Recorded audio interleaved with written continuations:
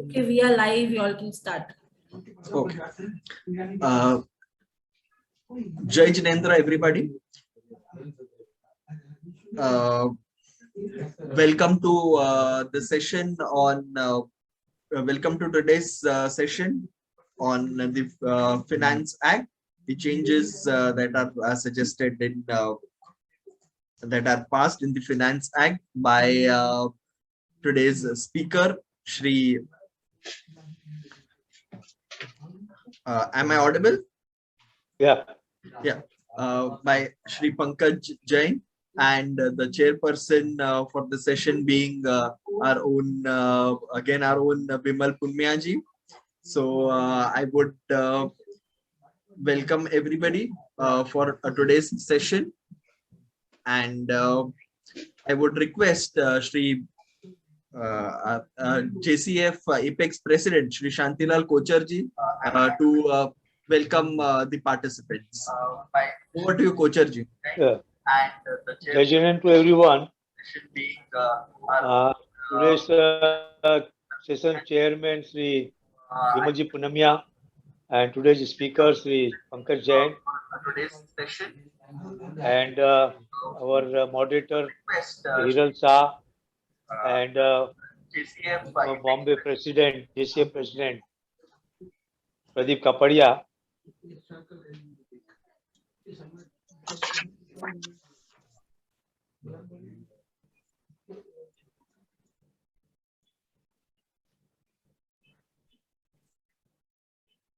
Okay.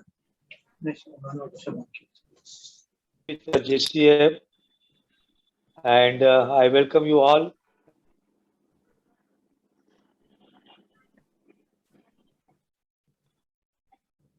उधर से बनेगा अपना लफड़ा कुछ आवाज नहीं आ रहा। कोचर जी आपकी आवाज नहीं आ पा रही है, शायद कुछ नेटवर्क इश्यू लगता है। Thank you.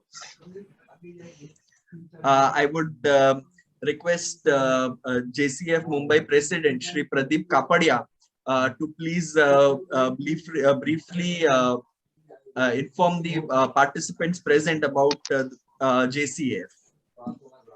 Pradeep bhai, over to you. Thank you, Hiral. And Jai Jinendra, and good evening to everybody. When Hiral has said that I have to talk about the activities of JCF, and that also in brief, I am rather surprised, but I think now there is whoever is now attending this meeting must be aware of JCF, because now JCF activity, now JCF is just not a name, it has become a brand. So I don't think so I have to, but still people who are new to JCF and who have still not become a member, for them, let me tell you what are the activities that JCF is doing it.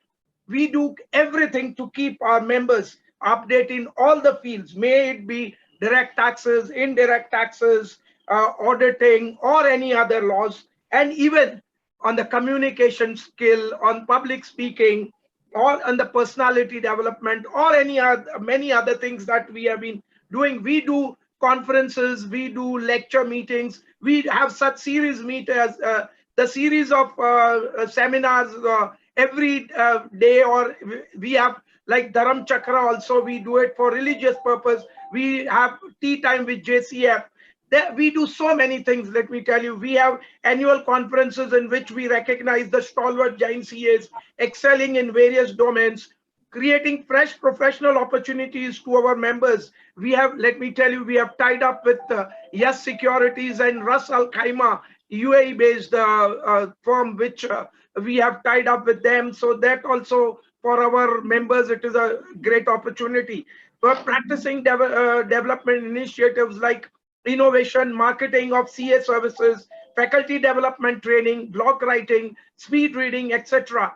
Networking opportunities with prominent businessmen, CA, doctors, lawyers, community members, because we have the apex body as a GIO, that is Jain International Organization. We have Jain Doctors as Federation. We have Jain Advocate Federations. We have Women International Organization, in which one can always connect themselves. That would be a networking opportunities for everyone. Then we have a capacity building initiatives, office management, work from home, etc. Then sharing the job portal that we have. I would request, because you must be seeing Amrit Porwal sir every day. You will find on the job portal 2 or 3 people who wants that there are vacancy in their firm or in their company. So that job portal we have. We have community support initiatives like Mudra loan facilities, startup funding initiatives. We have an annual Samapna get-together felicitations of Tapaswi from professional families. We felicitate new professionals who have recently become the chartered accountants at a public function. And we have annual Tirthkam networking event. Let me tell you, we are now going to have it at Jirawala Parsnath. So please keep in touch and please join that Tirath Yatra Kam networking event.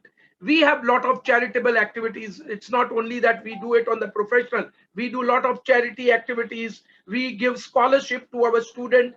We have Jeev Daya. We have Sadharmik Bhaktis. We have, this year, we have given so many at the COVID period. We have given PPE kits, and we have given the financial assistance to our chartered accountant families who have lost their people and who have been their bread earning person. We have given them the financial assistances, and we have organized a lot of spiritual discourses also.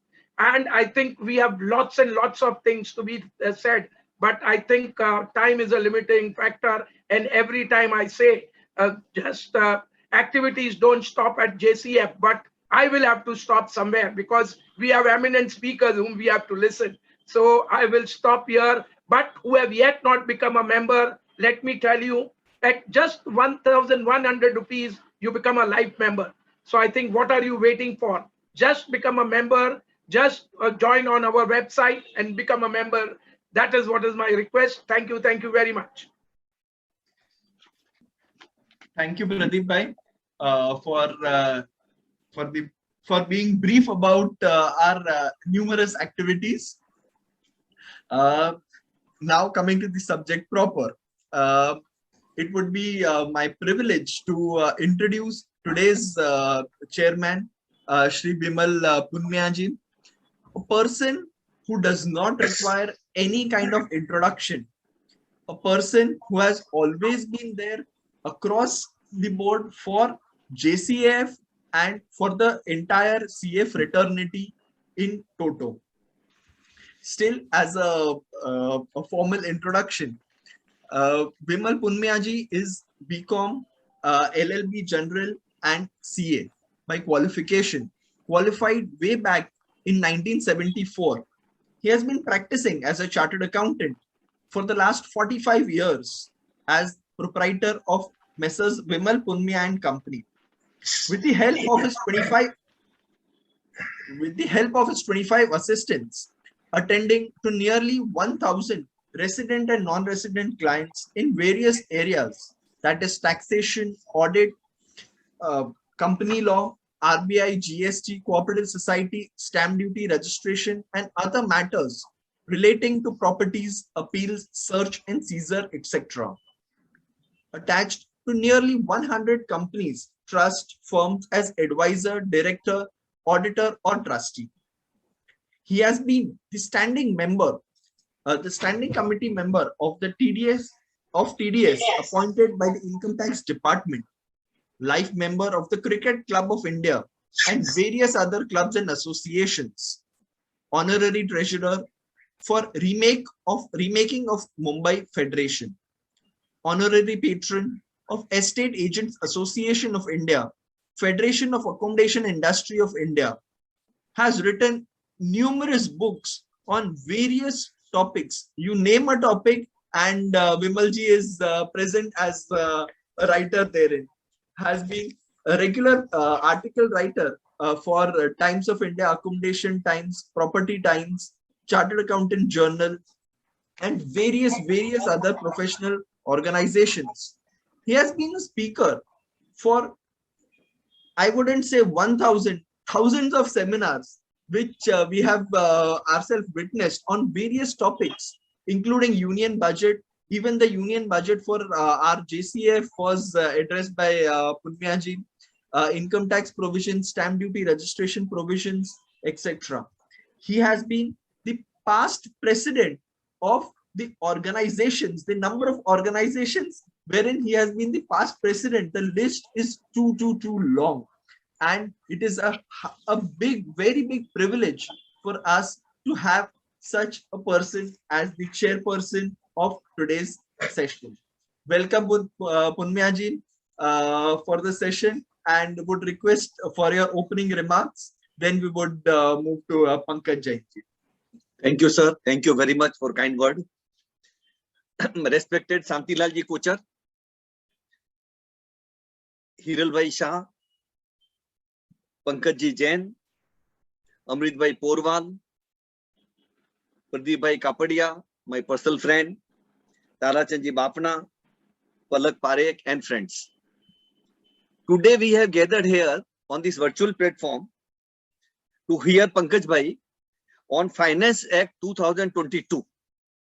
Now, friends, just in 2-3 minutes, I will tell you why this meeting is very important, because we all know what was the finance bill which Sitaraman ji had produced before the parliament on 1st of February 2022. Then the matter finance bill goes to the Lok Sabha. It is detailed, debated. Member of Parliament suggests many things. The Central Board of Direct Taxes suggests many things. Various business organizations, they suggest. And after a lot of debate, it is amended. Many sections are taken amendment as it is. Many are amended. Originally, out of total 73 amendments, nearly 23 amendments are sprinkled here and there. And what was in the finance bill is not there in the Finance Act. So that really required detailed discussion by a chartered accountant.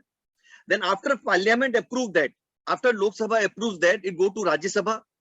After Rajya Sabha approved, then it goes to President of India for his signature.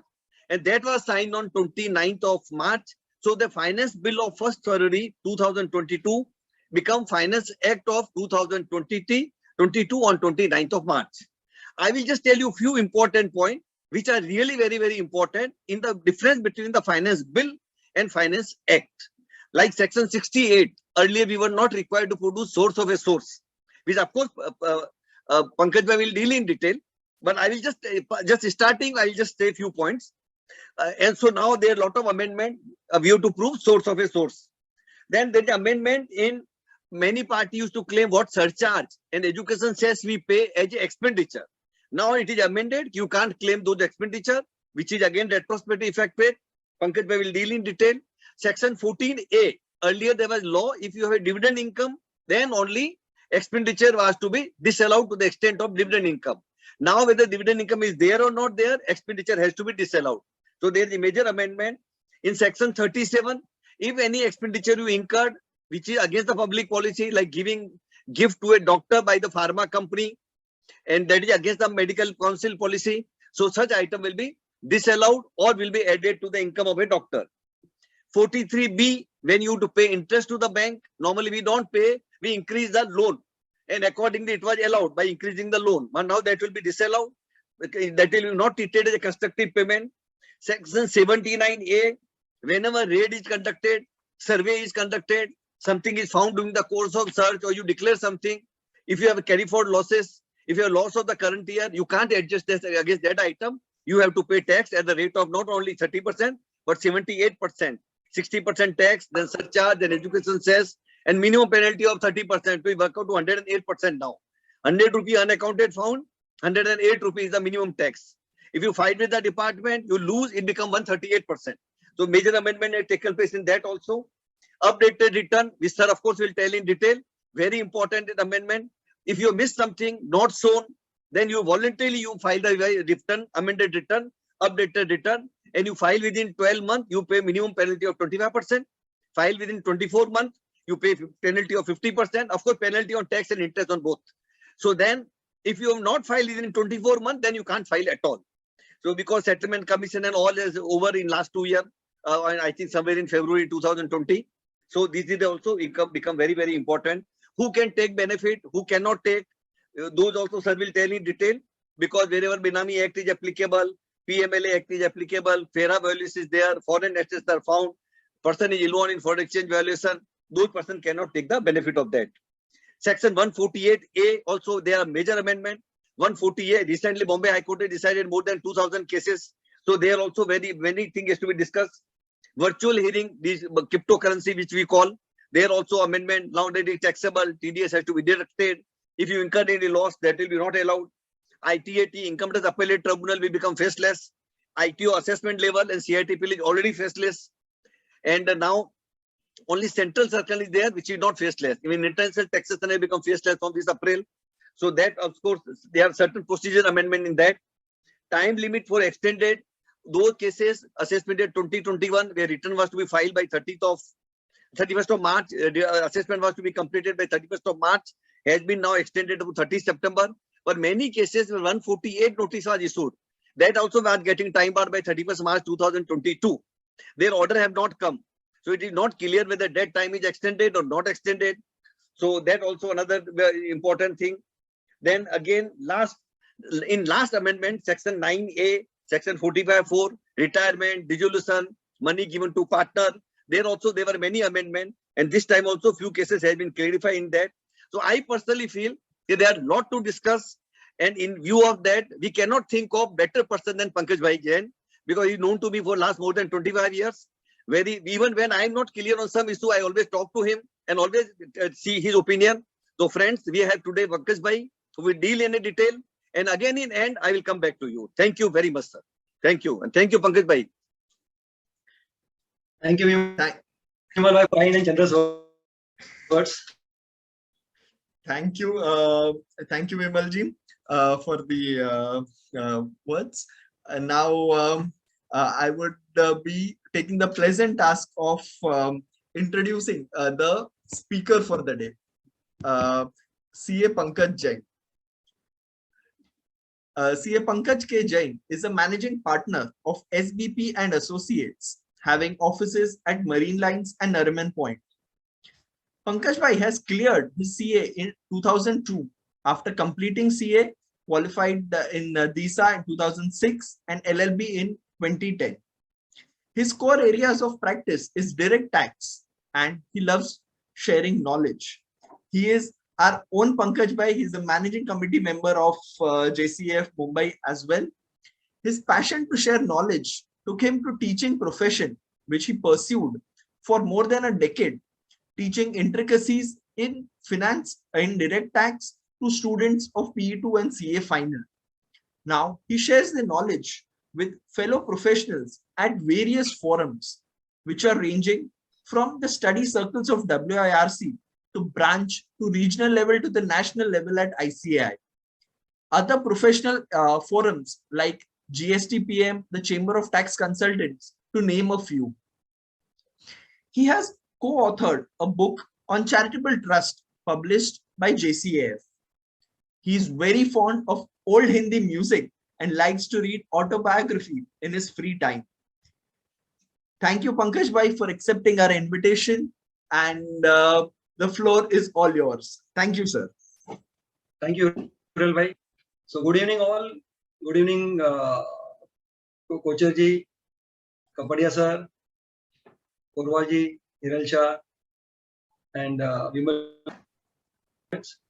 So without getting into the formalities, I would like to proceed with the amendments and the new provisions introduced by Finance Act 2022.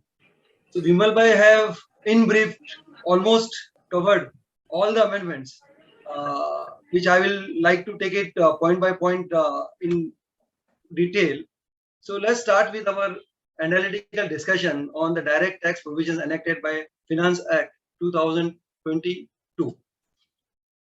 So as you all know, that the Finance Act 22 was originally introduced as bill on 1st April, sorry, 1st. Thereafter, the bill was debated, discussed, deliberation happened, various representations were made, and various amendments were introduced in the amendment bill, which was introduced on 23rd March. In all, there were 39 amendments which were proposed to the Finance Bill 2002 and which was enacted, and all the amendments which were proposed in the Finance Bill were accepted, and the Finance Bill has been enacted. So what I have tried to do is I have tried to also incorporate or highlight the amendments which were introduced by the Finance Bill for us to appreciate what are the impact and how this amendment has been introduced or why these amendments were introduced. So this Finance Act, one of the most talked about provision in this Finance Bill or Finance Act was a new scheme of taxation concerning virtual digital asset, which we normally or commonly call as cryptocurrencies, and it also includes NFTs, non-fungible tokens. So there was a lot of confusion in the past that whether these are illegal, taxable, not taxable, taxable as capital gain, business income, other sources, etc., etc.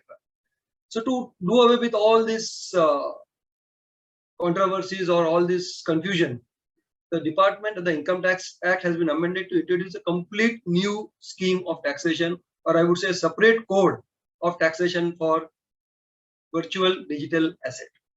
Now this virtual digital asset, though we call it as cryptocurrency, it also includes NFTs. Okay. And it also may include any other such asset which as may be notified, because as the technology is so fast developing and changing, it is impossible to capture all the kind of virtual digital asset in one definition. So if you see the definition which has been provided in section 2, 47A, they have given a very technical kind of clauses. If you see clause A, this clause A basically mean what we call as cryptocurrencies. So any information, code, number, token generated, whatever, or etc. So it basically tries and covers any and every kind of cryptocurrencies. B, it talks about NFTs, non-fungible tokens, or any other tokens of similar nature. It's not only, though we very commonly refer to these as a cryptocurrencies, but even the non-fungible tokens, NFTs as they are popularly known as, are also covered in the definition of virtual digital asset.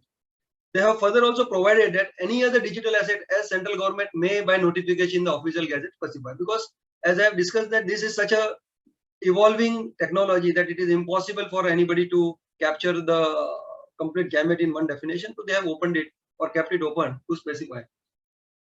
And there is an exclusion available. We say that the central government may by notification in official gazette exclude any digital asset from the definition of virtual digital asset subject to such condition as may be specified. So whenever we have to decide whether a particular currency or whether a particular asset is a virtual digital asset or not only the definition has to be referred to, but also there will be two separate notifications as and when they are introduced. One to include any other asset as virtual digital asset, and another one to exclude certain kind of virtual digital asset from the ambit of 247A. So after looking at all this, we will be able to probably get to know exactly whether this particular asset is a virtual digital asset or not. For the time being, discussion, we will see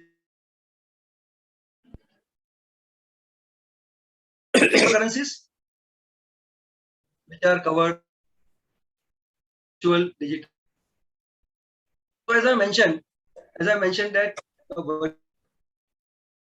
is a separate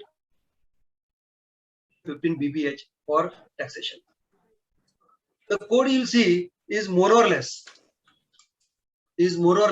similar to winning from lotteries. As you are aware, winning from lottery is directly taxable without any exemption. So more or less it is on the same line as winning from lotteries. The new provision 2023-2024, which means that before 2023-2024 or till assessment year 22-23, all the interpretations arguments, discussions, whatever understanding we have can be used as far as digital.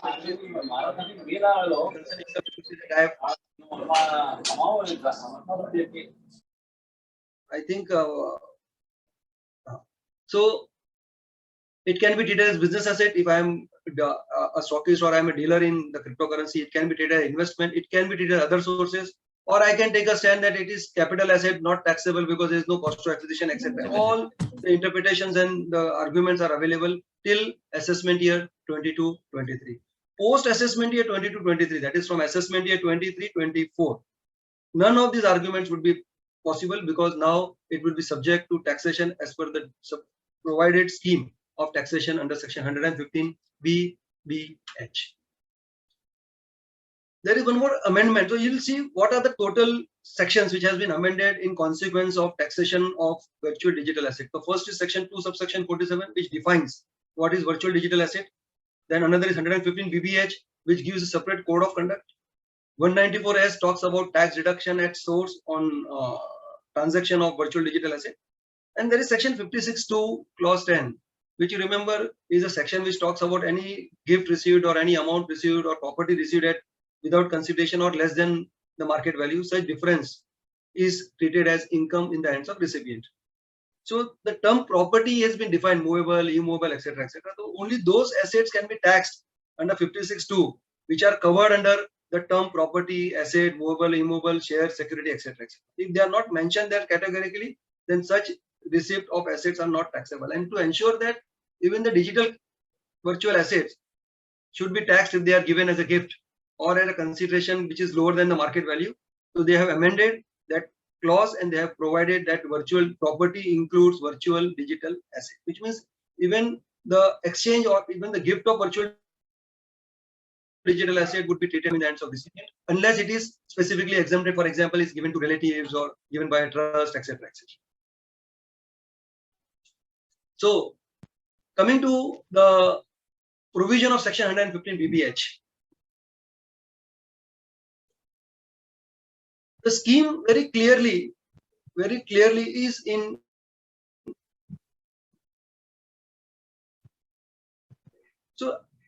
clause 1.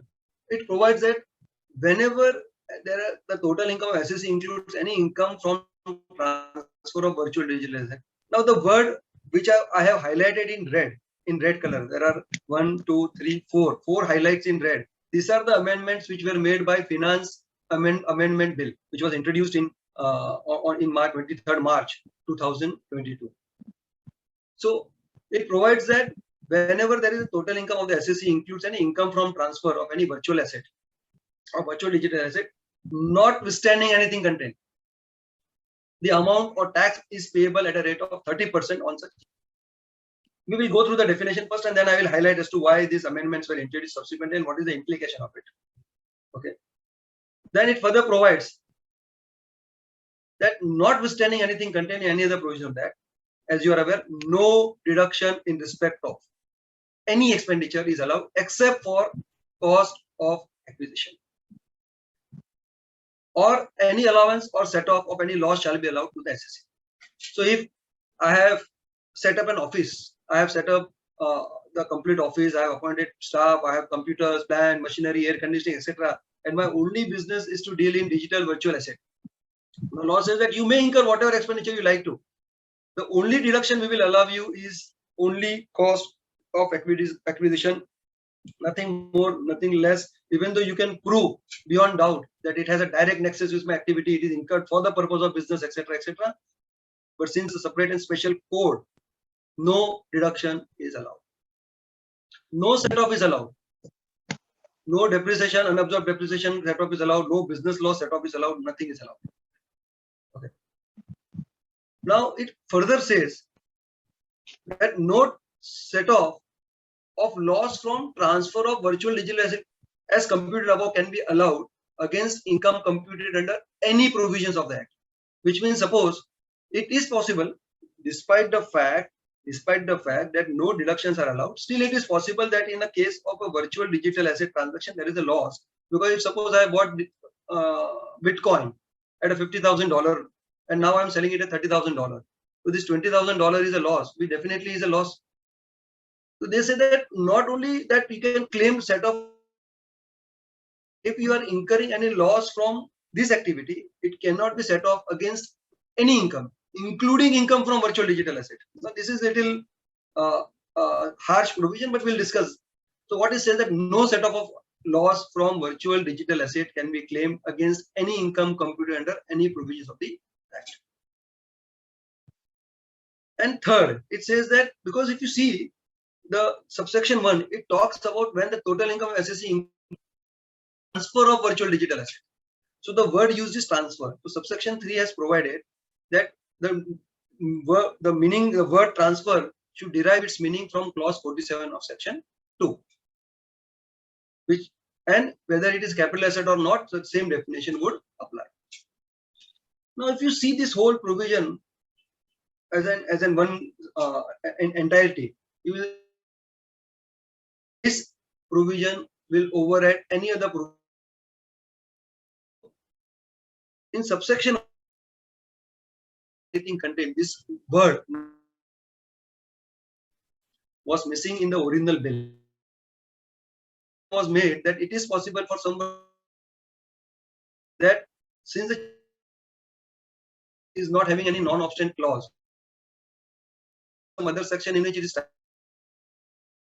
that because that I want to compute my income under that category to overcome such arguments. In future, they have category anything contained. So provision will supersede, override all as far as the taxation of virtual digital asset is concerned. That it is taxable at 30%. It at 30%. No basic exemption limit is available. No ATC is available. Nothing is available. Straight 30%. If I have income of 50,000 rupees and that's the only income I earn, I have to pay 30% on that because there is no exclusion available for your limit of 2,50,000 or whatever basic exemption limit is available. No deductions available as we discussed other than cost of acquisition, if any. Now, this word if any, if you note here, I have highlighted in red. This word was missing in the original bill. So it was represented, and that if the word if any is not available there, the person may take a view that the computational mechanism says that you can claim deduction of cost of acquisition technically. And if some case it is not possible to determine cost of acquisition for whatever reason, then they can invoke that decision of VC Srinivasan and SETI and say that because the cost of acquisition cannot be determined, the mechanism, computation mechanism fails. And to avoid such arguments, they have said they use the word if any. So now it says no deduction in respect of any expenditure other than cost of acquisition, if any. So that if any word becomes very important here to overcome that kind of argument which some people may take, RCC may take in future. So no deduction is available irrespective of whether it is not, except for the cost of acquisition. Now whether the cost of mining qualifies as cost of acquisition or not is something which needs some more discussion and deliberation. In my view, it will include, but then that is not a direct cost. There will be so many indirect costs involved because if I set up an office, machine, computer, people, so all this cost will become cost of mining. Cost of acquisition or not is something we'll have to see. But in my view, I would say that yes, even if I'm doing mining exclusively, all expenditure incurred for mining should qualify as cost of acquisition. Now, clause B may also, I have highlighted one more word, no set off. So it says no deduction allowed, no allowance allowed, no ATC, ATD, ATU, nothing is allowed. Not only that, you cannot even claim the set off of loss from virtual digital asset against income computed under any provisions of the Act. So earlier, the word used here was income computed under any other provision. So word other was there. Now, if you see the original clause which was there, what is suggested was if there is a loss, I'll take an example to explain this. Suppose I have done 2 transactions of virtual digital asset. In one transaction, I have earned 10 lakhs. In another transaction, I have lost 10 lakhs. Only 2 transactions. Okay. So I bought it for 20 lakhs, sold it for 10 lakhs. Another one I bought it for 20 lakhs, sold it for 30 lakhs. So as per the earlier version, this 10 lakhs loss could have been claimed, could not be claimed under any other provision, but it could be claimed under this provision. So I could have claimed that 10 lakhs against this 10 lakhs, my income would have been zero. Now they have removed that word other, any other provision. So now they have removed the word other, and now it reads income computed under any provisions of this act. So with this change in the finance bill, now in the same example, if I have a transaction A wherein I have gained 10 lakhs on virtual digital asset, transaction B, I have 10 lakhs on the virtual digital asset, this set off would not be allowed, meaning I will not get any deduction for that set off, whereas I'll be liable to pay tax on the 10 lakhs which I have earned. Now this is again too harsh, because at least in my view also, that if it cannot be allowed against any other activity, but definitely it should be allowed against the same activity, because ultimately it's the same set of transaction, and cumulative income should be considered for the purpose of taxation. Though somebody may take a view that what we will compute is, we will add all the purchase, will less all the sales, and we'll compute the profit or loss on a global basis. So that is something, again, I would say that it's open for interpretation and discussion and courts to decide in future. But definitely, if I come across this kind of thing, so I would say that I would compute, it's a business activity, I would compute all plus receipts, all minus, and then we'll see how the appellate authority takes a view. But apparently it seems that the word, when they have removed any other, they want to restrict even the set off of such loss against the income of the same activity. And the last but not the least is said that transfer as defined under 47, whether capital asset or not, is something this last 4-5 words they have added separately. They have added by way of amendment bill, whether capital asset or not. Now just see if this word would not have been there. So I would have easily said that no, it's not a capital asset, it is stock in trade, or there is no transfer, or it's not, the definition is not applicable if it is not a capital asset. To remove all kind of such ambiguities or such confusion, they have said that because an asset can be either a capital asset or a stock in trade. It has to be either of. Okay. So if it is, whether it's a capital asset, stock in trade, personal effect, whatever it may be, this definition of transfer would apply for virtual digital asset. So the law, they have made a very, very watertight provisions as far as the taxability is concerned. They want to just tax any penny earned from this activity. No deduction whatsoever, no set off whatsoever should be allowed, and the tax would be straight at 30%.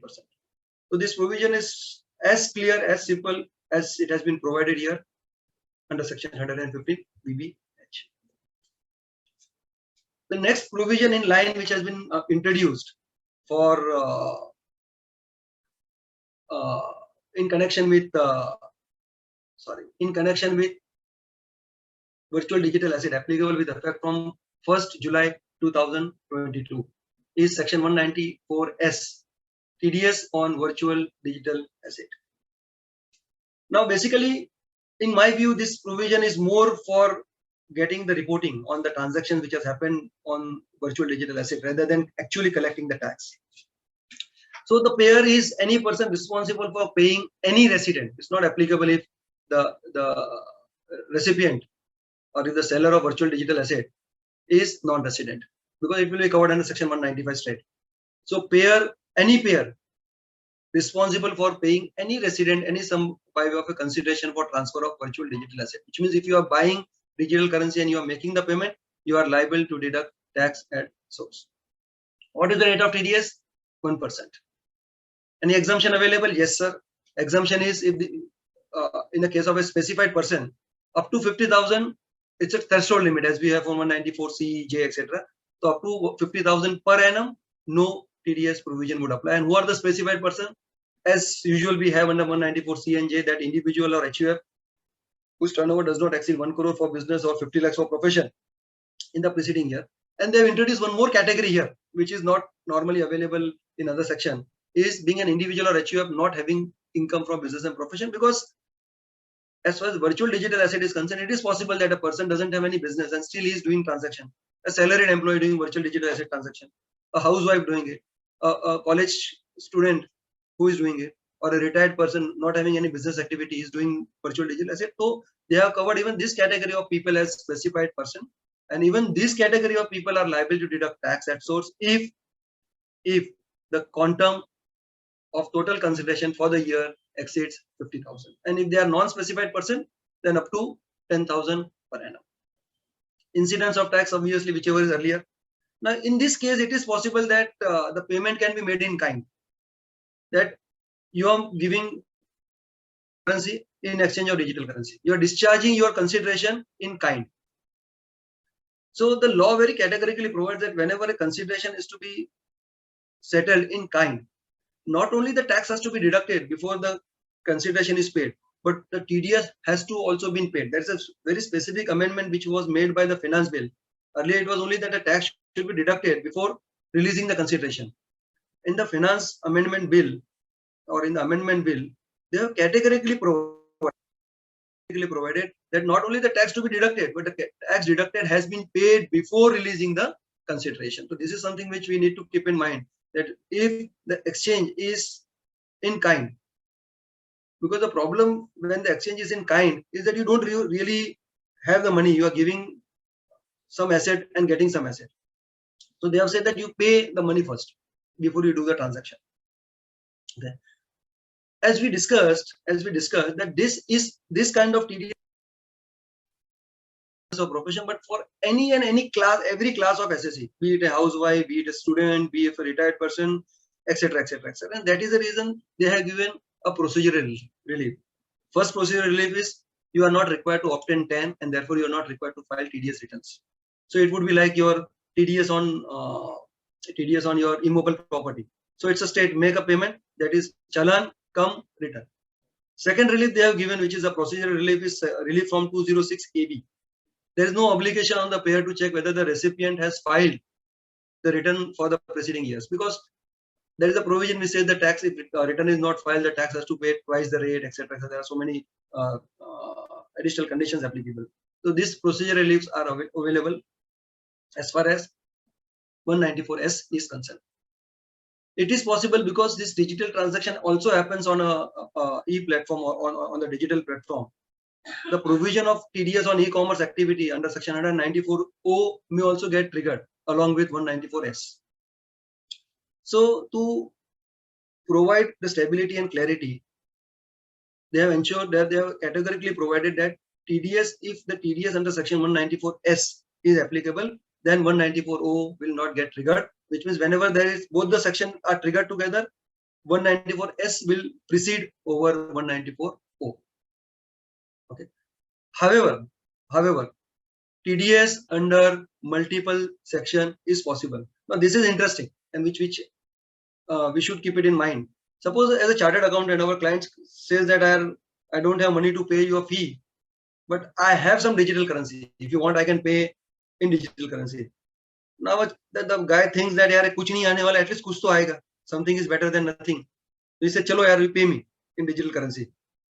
So now you see the transaction of digital currency, when he's making the payment, that gentleman is making the payment as a professional fee, is discharging the consideration, and therefore he will be liable to deduct tax under 194J.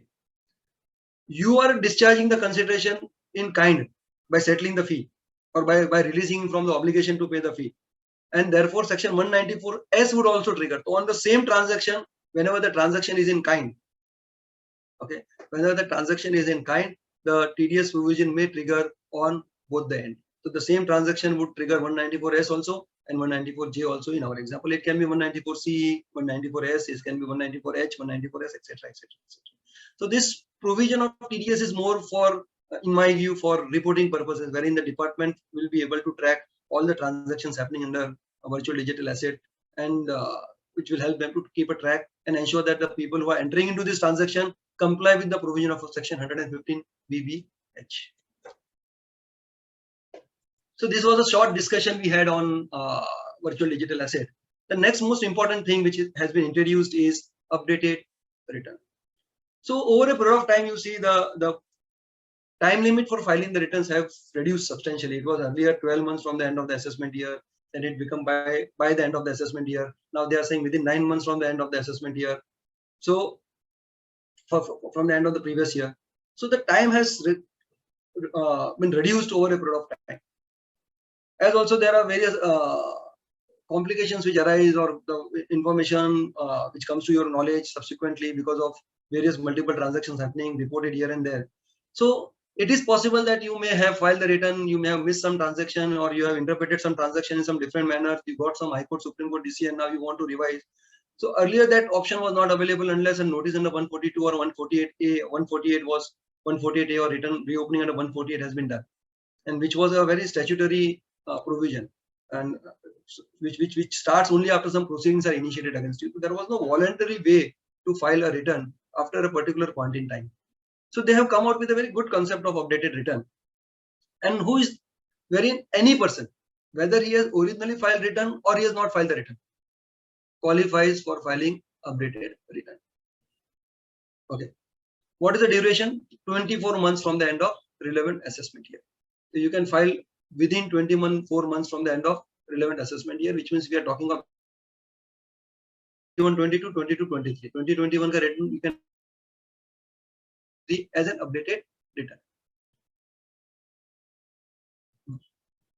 Updated return options are not available. When these options are not available, this is important. If the return is loss return, if your return is a loss return and the updated return is a loss return, you cannot file, even though that loss is genuine, correct, absolutely as per the provisions of law. Nothing matters. The law very clearly states that if you have to file a loss return, you cannot file by way of an updated return. Second, if it has effect of decreasing the total tax liability. So if my tax liability was 10 lakhs and now I am filing the return, it's not a loss return, but my tax from 10 lakhs is getting reduced to 8 lakhs. Even that is, which means it cannot be loss return. The tax liability can be either same or it should increase. It should not have the effect of decreasing the tax liability. And similarly, in the same context, result should not, refund or returns in results in refund or increase in refund claim. Because if your income goes down, your refund can also go up.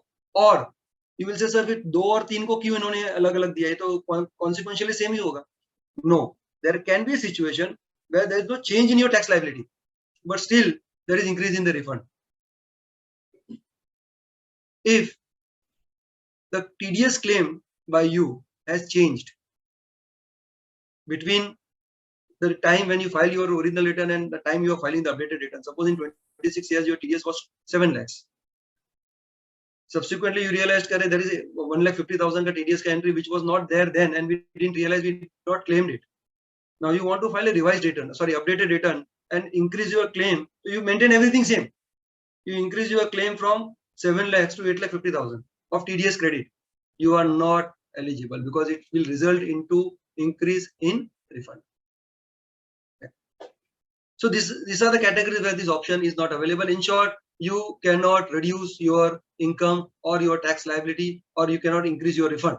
As far as updated return is concerned, updated return should only and only if you want to increase your income in a way or pay additional tax. Ineligible person. So who are the ineligible people? Now they have very categorically ensured that the people who are caught by the department or are in the process where they will be subject to the rigors of the provisions of the law which are invoked in tax evasion cases, etc., they should not be given this opportunity of filing updated return. So they are very categorically provided such cases 132, cases where requisition is made under 132A, cases where survey has been conducted under 133A. Now they have excluded TDS survey. This is very important because if there is a TDS survey, then such SSEs are not excluded or are not treated as ineligible person. And notice issued for seizure of asset, books, etc. under 132 and 132A. So these are the category of people. Basically, these are the category of people who have been investigated by the department for their money tax evasion schemes or tax evasions or some information with the department, and department doesn't want, or the law doesn't want them to give this opportunity of filing updated return. So such persons shall not qualify for filing of updated return for the assessment year. Now this is important. It's not the case that they will be ineligible for life. It is not for life. Okay. So such people are not ineligible forever. They are ineligible for the assessment year relevant to the previous year in which the search survey requisition is made. Suppose in 2022-23, a notice under section 132 has been issued against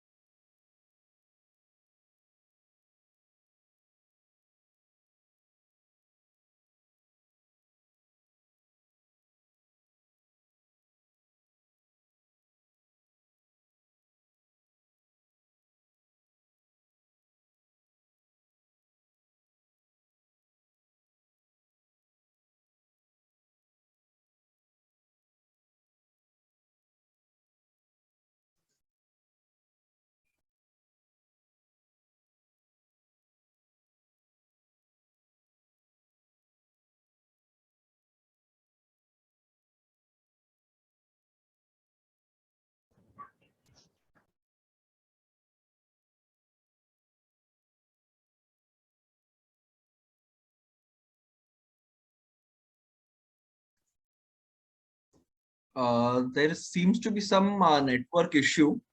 Let me check with Pankaj Bhai and get back.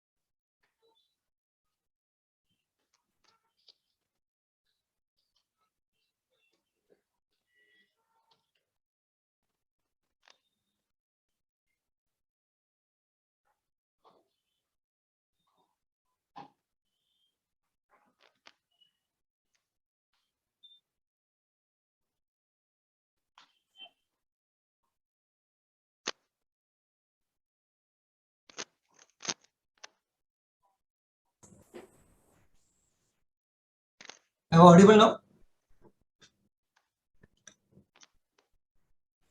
Palak, please, Yes, sir. please Yes, sir, enable keep my audible. screen sharing, na, please. Yes. Just a second.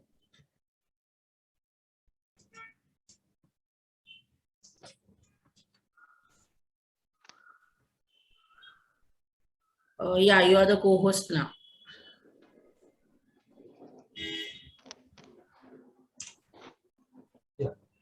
My screen is visible. Yes. So please help me with where my connection was lost so that I can resume from updated return we were discussing ineligible person and then person not eligible. So where we lost the connection, if anybody can please, or I'll start with the updated return again.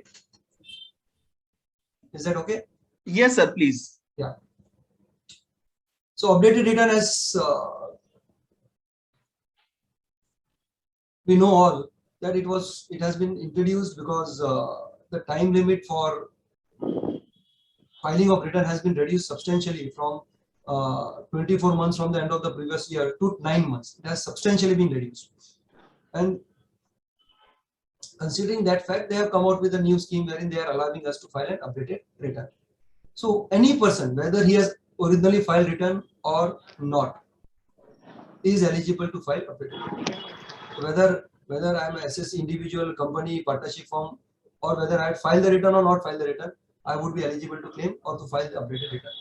Duration available is 24 months from the end of the relevant assessment year, which means if assessment year 2021, if you are looking at the updated return till 31st March 23, I can file the updated return for assessment year 2020-2021. So though it has been mentioned that any person and every person can file the return, whether the original return file is not or not. However, there is a restriction on filing of the updated return. The restriction in essence means that it should not result into reduction of your income or tax liability or increase in your refund. So this option is not available if your updated return is a loss return. You cannot file an loss return which is an updated return. Any original समझो 10 lakh का loss and still you are filing a return loss return of 8 lakhs, you are not allowed. It has the effect of decreasing the total tax liability. The same thing, but income to income case. I have 50 lakhs income. Now my income is reduced to 45 lakhs because of the updated return. I am not allowed. I have to only increase my income. It results in refund or increase in refund claim. Now one will say that 2 and 3 are interlinked basically, because if my tax liability decreases, the refund will increase. So there is no need to have clause number 3. But this clause 3 can also function independently, where my income doesn't change, but my refund increases because of the change in the claim of TDS or maybe self-assessment tax or advance tax, which was originally not claimed. Mostly it happens in the case of 26 AS, wherein at the time of filing the return, the TDS credit was say 10 lakhs. Maybe a year or later, I realized that there is an additional claim of TDS which was not available at a time, and I didn't realize it. I want to file it now. Sorry, I am not allowed to make an additional claim of refund in updated return. So there is a restriction on certain categories of returns or certain types of returns which cannot be updated. Then there is a restriction on some category of people who are ineligible. Okay. So if you will see, and we'll also logically agree with that they don't want to allow this updated return option to those category of people who are under the scanner, investigation, who are surveyed, such. So essentially what they say that if the SAC notice has been issued for search, requisition or survey, then such SSCs are not eligible to file updated return. Now such ineligibility is not for life. They are eligible, but they are not eligible for the assessment year relevant to the previous year in which such action was taken against them. And also they are not eligible for any of the years preceding such years. This is important. So not only that year, but all the earlier years they are ineligible.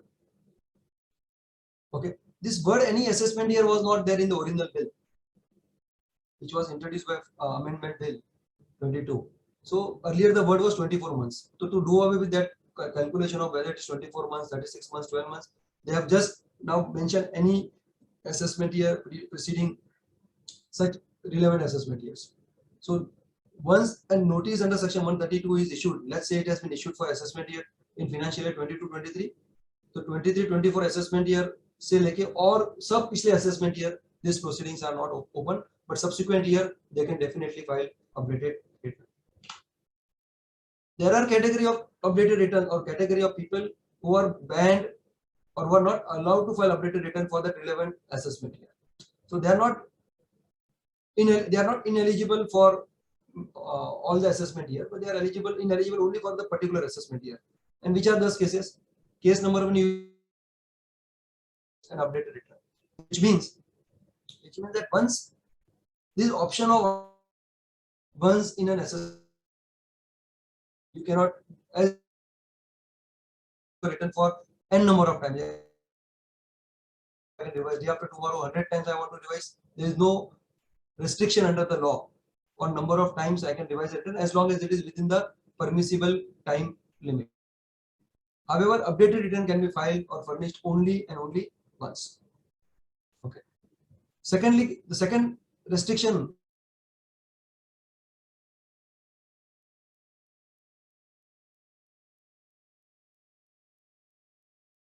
I realized that, oh, this is a mistake, or there can be huge addition and issue of penalty would arise.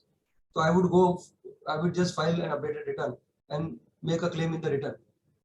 Okay. So they don't want to give you a chance after the department has got to know of some information. So wherever there is an assessment or reassessment proceedings are pending, you are not eligible to file an updated return. So whenever a client comes to us that I want to file an updated return, I think these are the points we should check whether you have received notice for this year. Most probably, in my view, the software will take care of it. The moment you go to file an updated return, it will stop you from filing it, saying that proceedings are pending and therefore you cannot file. But nevertheless, if the software is not geared up for that, it is our responsibility to ensure that, because once you pay the tax, I don't know whether you'll be able to claim the refund of that additional tax paid. So your updated return will become invalid, and also the taxes which you paid will go for a toss. So there is no provision for refund or something in that case. I don't know any. We may claim credit, but that would be a very complicated scenario for no reason. AO has information under specified law from foreign government under section 1998 prior to furnishing of return under this section. So this 1998 provides for various agreements with the respective governments of the foreign countries, wherein they exchange the information on a periodic basis, on a systematic basis. So now there is an exchange of information under various treaties, and the information is by default exchange. Now, if some information has been received for a particular year, for that year the SSC is not eligible to furnish. Not that year, prior to post that no information been received, is not eligible to furnish updated return. So now this is something which you may not be aware. You file an updated return. You may face a scenario where you file an updated return. Department start the proceedings against you, and department say that no, you have filed the updated return, but there is already information which has come to us, and therefore your updated return is invalid. We will not accept your updated return.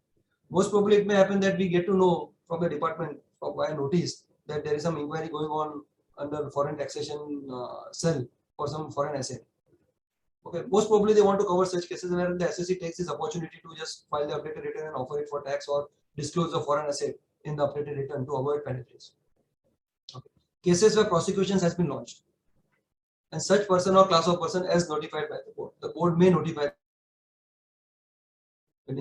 for this assessment year under notice issued under Smugglers Act, this act, whatever. There can be so many ways in which the department may come out with a notification to prohibit or restrict people from filing updated return. But this restriction will be only for relevant assessment year. They cannot come out with the notice to file updated return for this year and earlier years, or for any of the years in future. The such provision is not available under this clause. It's available only for the relevant assessment year. Now, loss return. Now, if the original return is a loss return, and it is filed in time within the due date, only then such person would qualify for filing updated return, provided that such return is not a loss return. Now, it's not that confusing as it appears. It's original return. Suppose I file an original return, 25 lakhs a loss, and it is filed in time. Now I realize that, oh, instead of 25 lakhs, my income should have been 5 lakhs. Okay. My income should have been 5 lakhs. So I revise my return and compute my income at 5 lakhs. This condition is satisfied. But if I say that no, my 25 lakhs की जगह loss था, but मेरा loss अभी होना चाहिए 15 lakhs, 10 lakhs. So loss to loss return होगा, so you are not allowed to file an updated return. And original loss return होगा तो दो condition. Original return should be filed in time, and the updated return should not be a loss return. Okay. Now it is possible that you revise or you update one return and you increase your income, which has resulted into reduction of loss or something, which you had carried forward, or which was carried forward to subsequent years. Now because you have consumed those losses, or the MAT credit or unobserved depreciation because of the amended return or updated return in 1 year, you will have to file the consequential updated return for the subsequent years. So year 1, you have filed an updated return and you claimed the MAT credit, okay, which was originally carried forward in subsequent year and claimed in subsequent year. So, or not claimed but carried forward, whatever it is. So you will have to, statutorily, you will have to revise or file the updated return for year 2 and year 3 as well, to realign the position of your loss, unabsorbed depreciation or MAT credit on account of the updated return filed in year 1. It's by default, and you can't say that I don't want to file, it's my choice. You can't do that. You have to consequentially file, simultaneously file all those returns which are due for updated return. Now, if you see section 139.8a, it only gives conditions for 130. What are the what is updated return, when you can file, when you cannot file, what are the restrictions, etc., etc. The additional fee or whatever has to be paid is not given under this section. It has been given under section 140b. So nothing, there are no free lunches, as we all know, and definitely not under the income tax. So they say that, okay, we are giving you all these facilities, okay, whatever worth it is, but it's not for free. You will have to pay additional tax. So if you realize that you want to file an updated return within 12 months from the end of relevant assessment year, no problem. You have to pay 25% of the aggregate tax or additional tax of 25% of aggregate tax and interest payable in the updated return. So if your updated return tax liability along with interest comes to 10 lakhs, you will have to pay 10 lakhs plus 2.5 lakhs. Similarly, your additional tax comes to 10 lakhs in year 2, then it is 50%. That is, you will have to pay 15 lakhs rupees, or 5 lakhs additional you have to pay. That additional tax of 25% and 50% is a kind of fee, because they are providing you this opportunity and chance to get over with the penalty and prosecution provision, if at all they may be invoked because of the error in your return. So this is one-time cost which has to be paid at a time of filing updated or additional return. So this is all about your updated return, additional return. Now, tax rate change. There is a small change in corporate. There is no change originally. Jo tha at 12% they have reduced to 7% for total income more than 1 crore, less than 10 crore. Total income above 10 crore.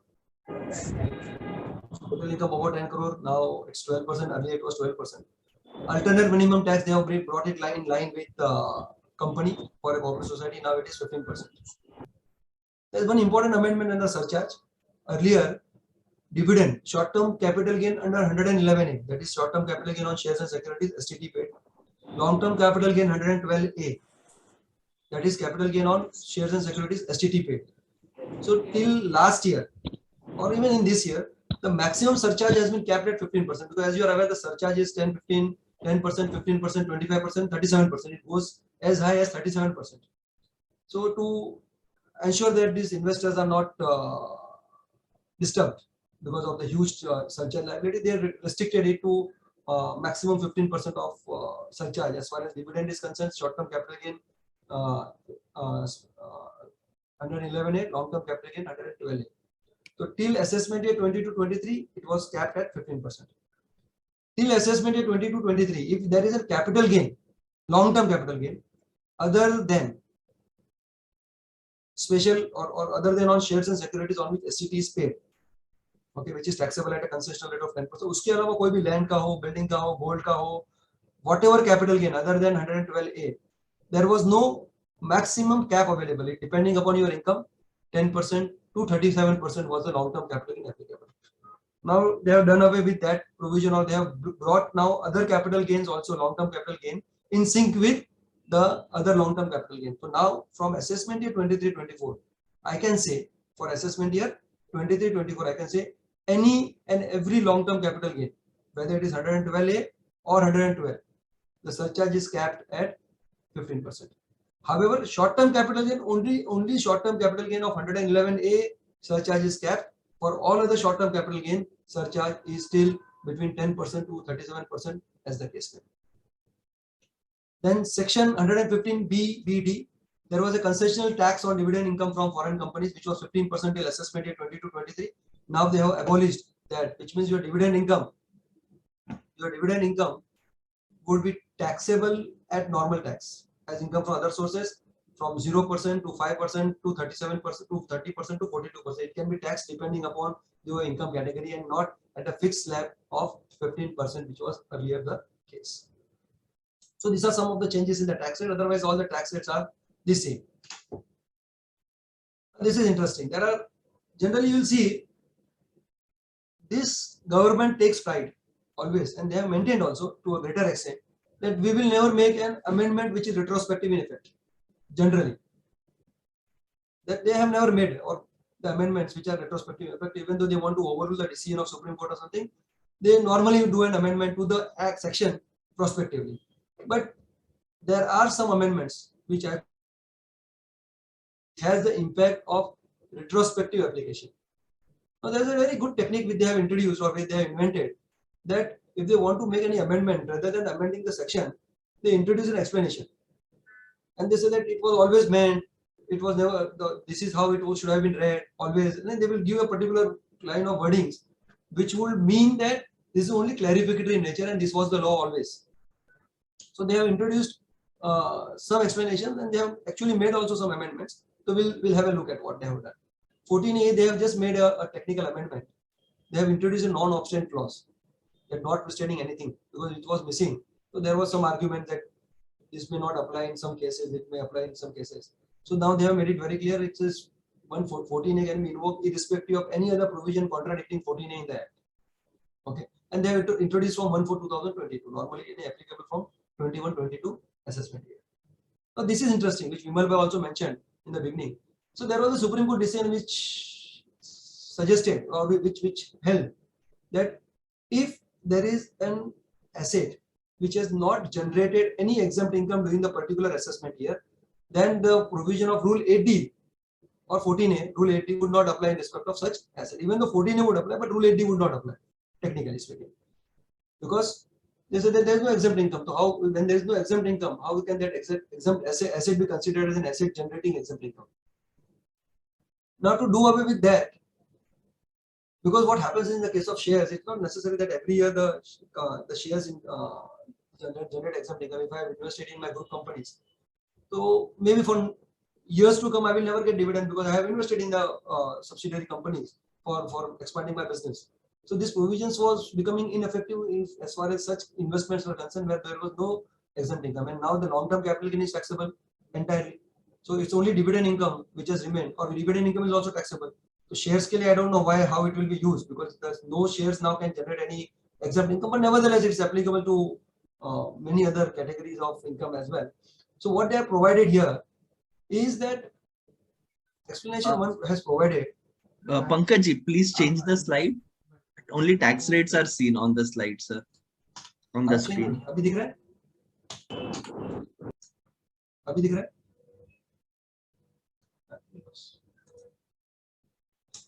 Yes. Is it available, retrospective amendment now? Yes, sir. Yes, sir. Okay.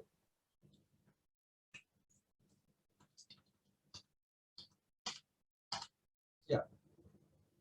So now the explanation has been introduced to provide that section 14A subsection 1 to apply even in the absence of exempt income for any particular asset, which means the decision of Supreme Court in a way has been overruled by introducing an explanation.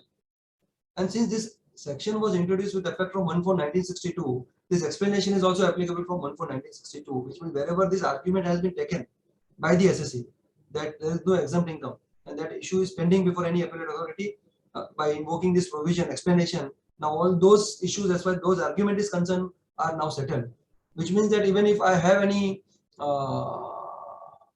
asset, it doesn't have any exempt income, but still that asset will be considered for the purpose of section 14A, and the provision of 14A would apply. Okay. Section 17(2) and 56(2), they are all, I would say, a beneficiary provision that they have introduced retrospectively because of the COVID treatment. So because of the COVID, there was huge medical expenditure which has been incurred by people, and people have come forward to help each other. Employers have helped all their employees. Now this COVID treatment is not, if the employer has helped the employee for the COVID treatment, for let's say a bill of medical expenses of 10 lakhs has been reimbursed or paid by the employer. If you invoke section 17(2) as it is there before this amendment, this expenditure is because they are not specified disease and they are not the treatment may not have been taken in the specified hospital, etc., etc. So the exemption may not be available, which means that the SSC has suffered the COVID, he has lost his health, the money, whatever amount he has received from the employer has all been gone to doctors. Now he has to pay perquisite on that value. Would be little difficult in such difficult times for the employees. And considering that they have introduced a retrospective amendment from 1/4/2020, because the COVID cases started coming in from February, March 20. So 2021 was the assessment year. They have introduced it to say that any employer, if any expenditures incurred by the employer on behalf of the employee would not be considered as perquisites. Not only that, also people who don't have an employer to help in these difficult times found various people who came forward and helped them by giving donation, neighbors, friends, okay, unknown person, but he wanted to help, some trust. So they have provided, and not only to the person who is affected by COVID, but also people have helped the family members after the person who was suffering from COVID expired. The government has also helped. So there are so many ways in which the people have helped each other, and to ensure that such gesture are not taxed in the hands of recipient, they have amended section 56(2), as we discussed in the earlier slide also, which talks about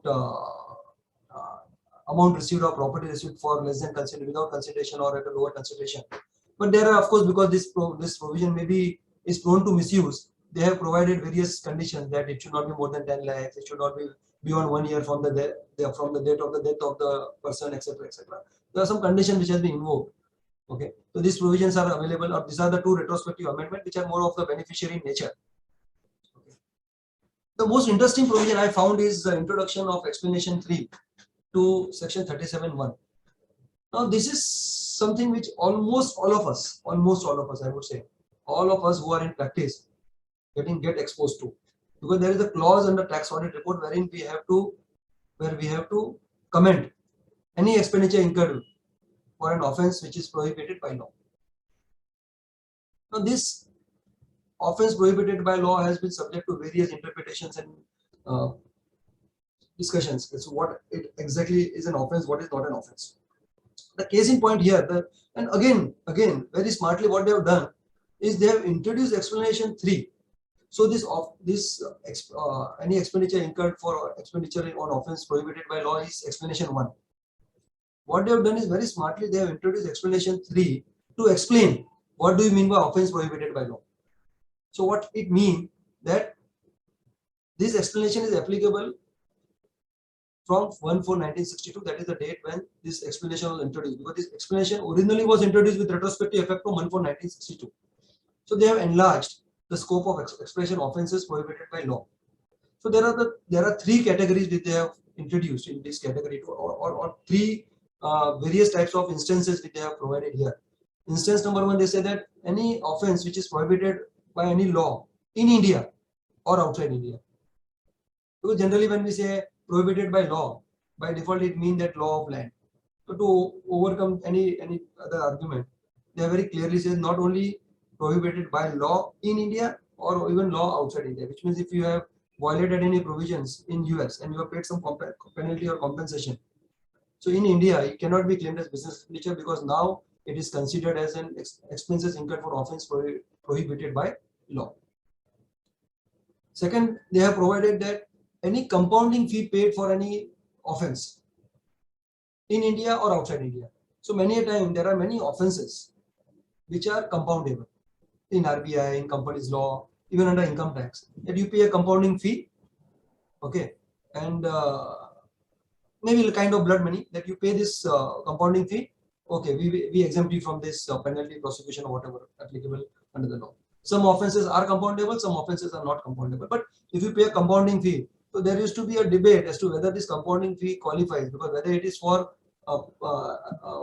offence prohibited by law, or it is because we have just surrendered or we are compromised for that offence and we are making the payment in India and even outside India. So they have again enlarged it, saying that any compounding fee paid for any offence in India or outside India would be covered under this expression. And the third category is the most interesting category. So I'll give you a background before discussing why this, how this provision is introduced.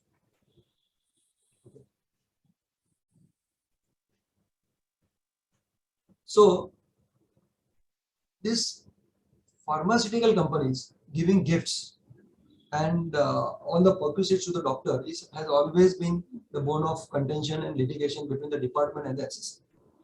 As you all know, that pharmaceutical company engaged to various activities to promote their brand, to promote their product, etc., etc., and they give various incentives or various gifts, conferences, foreign tours, etc., etc., to doctors.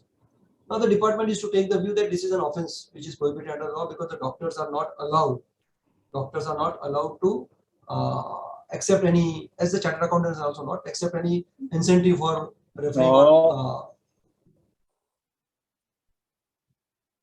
Yeah, they are not allowed to receive any gifts or incentive for referring any medicine or particular prescription, and therefore it's an offense prohibited under the law, and therefore this cannot be claimed as reduction. So almost all the pharmaceutical companies have these disallowances going in perpetuity. So recently an argument came up wherein it was argued that the prohibition on doctors is under the Code of Conduct of Indian Medical Council. Okay. Now the preamble of Indian Medical Council provides that it is applicable to the member of Indian Medical Council.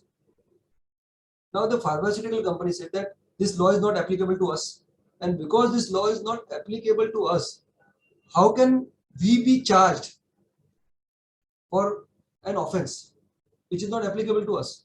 Because when I am making the payment to the doctor, I am not breaking any law, because there is no law in the country which prohibits doing, which doesn't allow me to do that.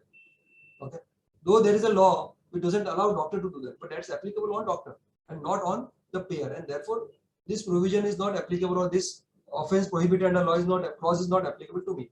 And the courts have consistently held that yes, this is a valid argument. Though recently, very recently, Supreme Court came out with a decision getting into a different tangent and saying that no, even a pharmaceutical company giving gifts to doctors is an offense prohibited by law and should be disallowed. Okay. Despite that, that has become almost simultaneously, because they introduced this explanation, and almost in the same point in time the decision of Supreme Court was also verdict was delivered. But nevertheless, now this has been introduced in the law. We say that if a person is, the expenses has been incurred and the recipient, and it's an offense for the recipient, though it's not an offense for the payer, but it's an offense for the recipient, then also for the purpose of section 37(1) explanation 1, it will be treated as expenditure incurred for an offense which is prohibited by law. Which means, applying this new clause now, or new explanation, a pharmaceutical company making any payment to doctors, and if that payment or if that receipt is an offense or is violation of Code of Conduct of IMC applicable to doctors, such payment would be disqualified or would be disallowed in the hands of pharmaceutical company. So all those arguments which has been developed over a period of last 15-20 years have been taken care of by one amendment, and this amendment is applicable with retrospective effect from 1/1962, which means wherever your cases are pending on these arguments, they will all be resolved in favor of department. And of course, there is a Supreme Court decision also now, so both goes against the SSC. Okay. And not only this, they have introduced one more section which we will discuss later, section 194R, to ensure that the recipients are also tracked. Now this is interesting, and they have gone completely after this kind of SSCs who are engaged into these activities. And of course, it will cover other categories also, we'll discuss. But pharmaceutical company ko to disallow karenge. Now what they will also do is they will tax it in the hands of the recipient doctors also. I am not saying any and every gift item made by a pharmaceutical company is in violation, but some may be in violation, some may not be in violation. That is depends upon the facts of the case. But yes, whatever are in violation will be disallowed here. But income includes legal income and illegal income. So even though an income is in violation of law, but still it's an income. Income tax doesn't discriminate when it comes to taxing it. It discriminates when it comes to allowing the deduction. So earlier, the smugglers and all these people used to claim deduction for the goods confiscated by the custom authorities, saying that this is an expenditure which we incurred in carrying on the business. And that is why this explanation 1 was originally introduced, to ensure that this kind of deductions are not claimed by the SSC. And now they have enlarged the scope. Okay, so we'll discuss that 194R separately again in subsequent slides. So coming to another retrospective amendment, as Vimal Bhai also mentioned, that there was a Sesa Goa decision of the Bombay High Court which provided that the cess, especially in the case of income tax in education cess, higher education cess and secondary education cess is what they have then. Education cess now is not in the form of tax because it doesn't go to the consolidated fund of India. It is gone only to specific activity and it can be incurred only, used only for those activities. And therefore it is not in the form of income tax and therefore not covered under 48.2. So if you see 48.2, it provides that any tax, it talks about disallowances. The following expenditure will be disallowed. So 48.1a, if you remember, expenditure on which tax is not deducted at source. So clause 2 provides that tax paid on income from business or profession is not eligible for deduction. Why there is a need to provide this? Because on first principle, if I apply section 37, I may get a relief from, or I may be able to argue successfully that tax is also an eligible deduction because it satisfies all the conditions of section 37. It is for the, because it's related to my business activity, it is revenue in nature, it is not personal, etc. etc. So we can argue tax nahi aayega mujhe. Getting? So to ensure that nobody takes this argument, 48.2 was introduced from beginning to provide that tax on income from business or profession will not qualify as reduction in computing income from business. Because 37 more normally allow ho jata hai, so to override now the thereafter, many courts and many tribunals have held that cess is eligible as reduction, and everybody had claimed it. Also claimed the cess because it's available, and the courts have been allowing where the cases where we could not claim by the time of filing the return, and for some reason the case has been appeal has been filed before the CIT appeal or tribunal, as the case may be. Additional grounds have been taken by the people to claim this cess, and since it's a legal issue, it has been allowed. And because there was a Bombay High Court jurisdiction, Bombay High Court decision, it has been allowed following the Bombay High Court decision. So what they did is, again, they have not amended the law, they introduced an explanation. What does tax mean? So they have given an explanation to provide tax includes cess and surcharge. Now, because I have mentioned retrospective effect from 1/4/2006 because I am referring to cess, which was introduced in 2006, and probably surcharge also on that time. So because the cess was introduced from 1/4/2006, I have just mentioned it retrospective effect. But if it is introduced say from 1999-2000 or it was introduced sometime in 80s for some period of time, to even applicable for those years. Okay. So what it says is simple now, that tax includes cess and surcharge, which means all these decisions which has been given are all done now and they are overruled now. Now आप बोलोगे sir ये तो ठीक है आपने कर दिया amendment, but हमने तो सब रिटर्न फाइल कर दिए, अभी उसमें रिवाइज करने का टाइम चला गया है, असेसमेंट हो गया है, सब हो गया है. How it will work now? Going forward work करेगा, but how it will work for the past? So now very interestingly, what they have done is they have introduced one more amendment. They have introduced one more amendment under section 155 subsection 18. Now what they say, this is very interesting for us to know. So what we have done that when this amendment was introduced, wherever clients was comfortable revising the return, we revised the return. Okay, wherever they were not, we didn't revise the return because there is an option available now which we are going to discuss. So this section is amended. Now what this section says very, very interestingly, it says that if this cess or surcharge is claimed as reduction, then under section 270A, it will be deemed to be under reporting of income. Which means assessment is 1718 onwards से 270A applicable है, उसके पहले 271(1)(c) applicable था, and there is no mention of 271(1)(c), which means उसके पहले का कोई year होगा तो there is no consequences penalty का. But assessment year 1718 onwards, assessment year 1718 onwards, penalty under section 270A is applicable. And now this 155 subsection 18 provides that if any cess or surcharge is claimed as reduction, then it will be presumed under the law, there will be a presumption that it is under reporting of income. Now what is the consequence of under reporting? If it is an under reporting of income, then the penalty is 50% of tax ought to be evaded. So if you have avoided or if you have reduced your tax liability by let's say 10 lakhs by claiming the deduction of cess and surcharge, so 50% of that 5 lakhs will be the penalty. Okay. So now you say, sir, ये तो सब में लग जाएगा फिर हमको, because it is a deemed provision.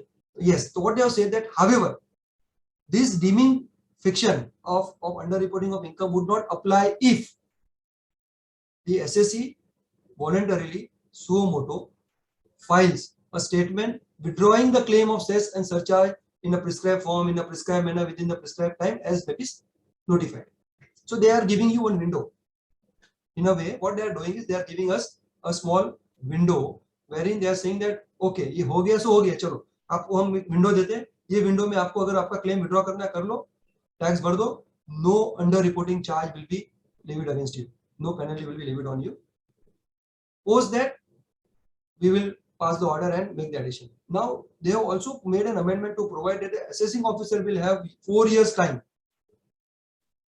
Will have 4 years time from the end of financial year 21, March 22 onwards, within 4 years, that is till March 26, he has the time to pass an rectification order for any of the years of the preceding years where the cess or surcharge is claimed. For example, suppose 2017-18 का कोई claim है, उसका 4 साल 21 में पूरा होता है.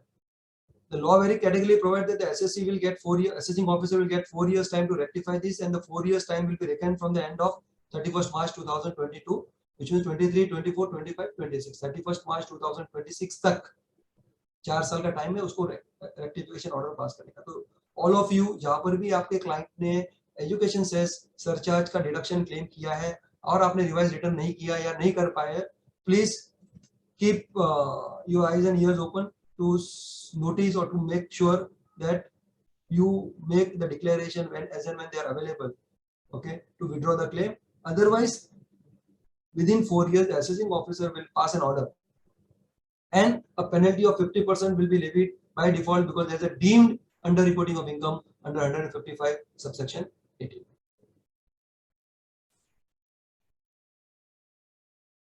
Section 149. This section talks about the time limit for reopening the cases. Now, this is a very interesting section. What happened earlier, last year, last budget, was that earlier it was 6 years maximum period when the assessment can be reopened. Okay. Up to 4 years, no such restriction, and 5th and 6th year, there are some additional conditions which has to be satisfied for reopening the assessments. Okay.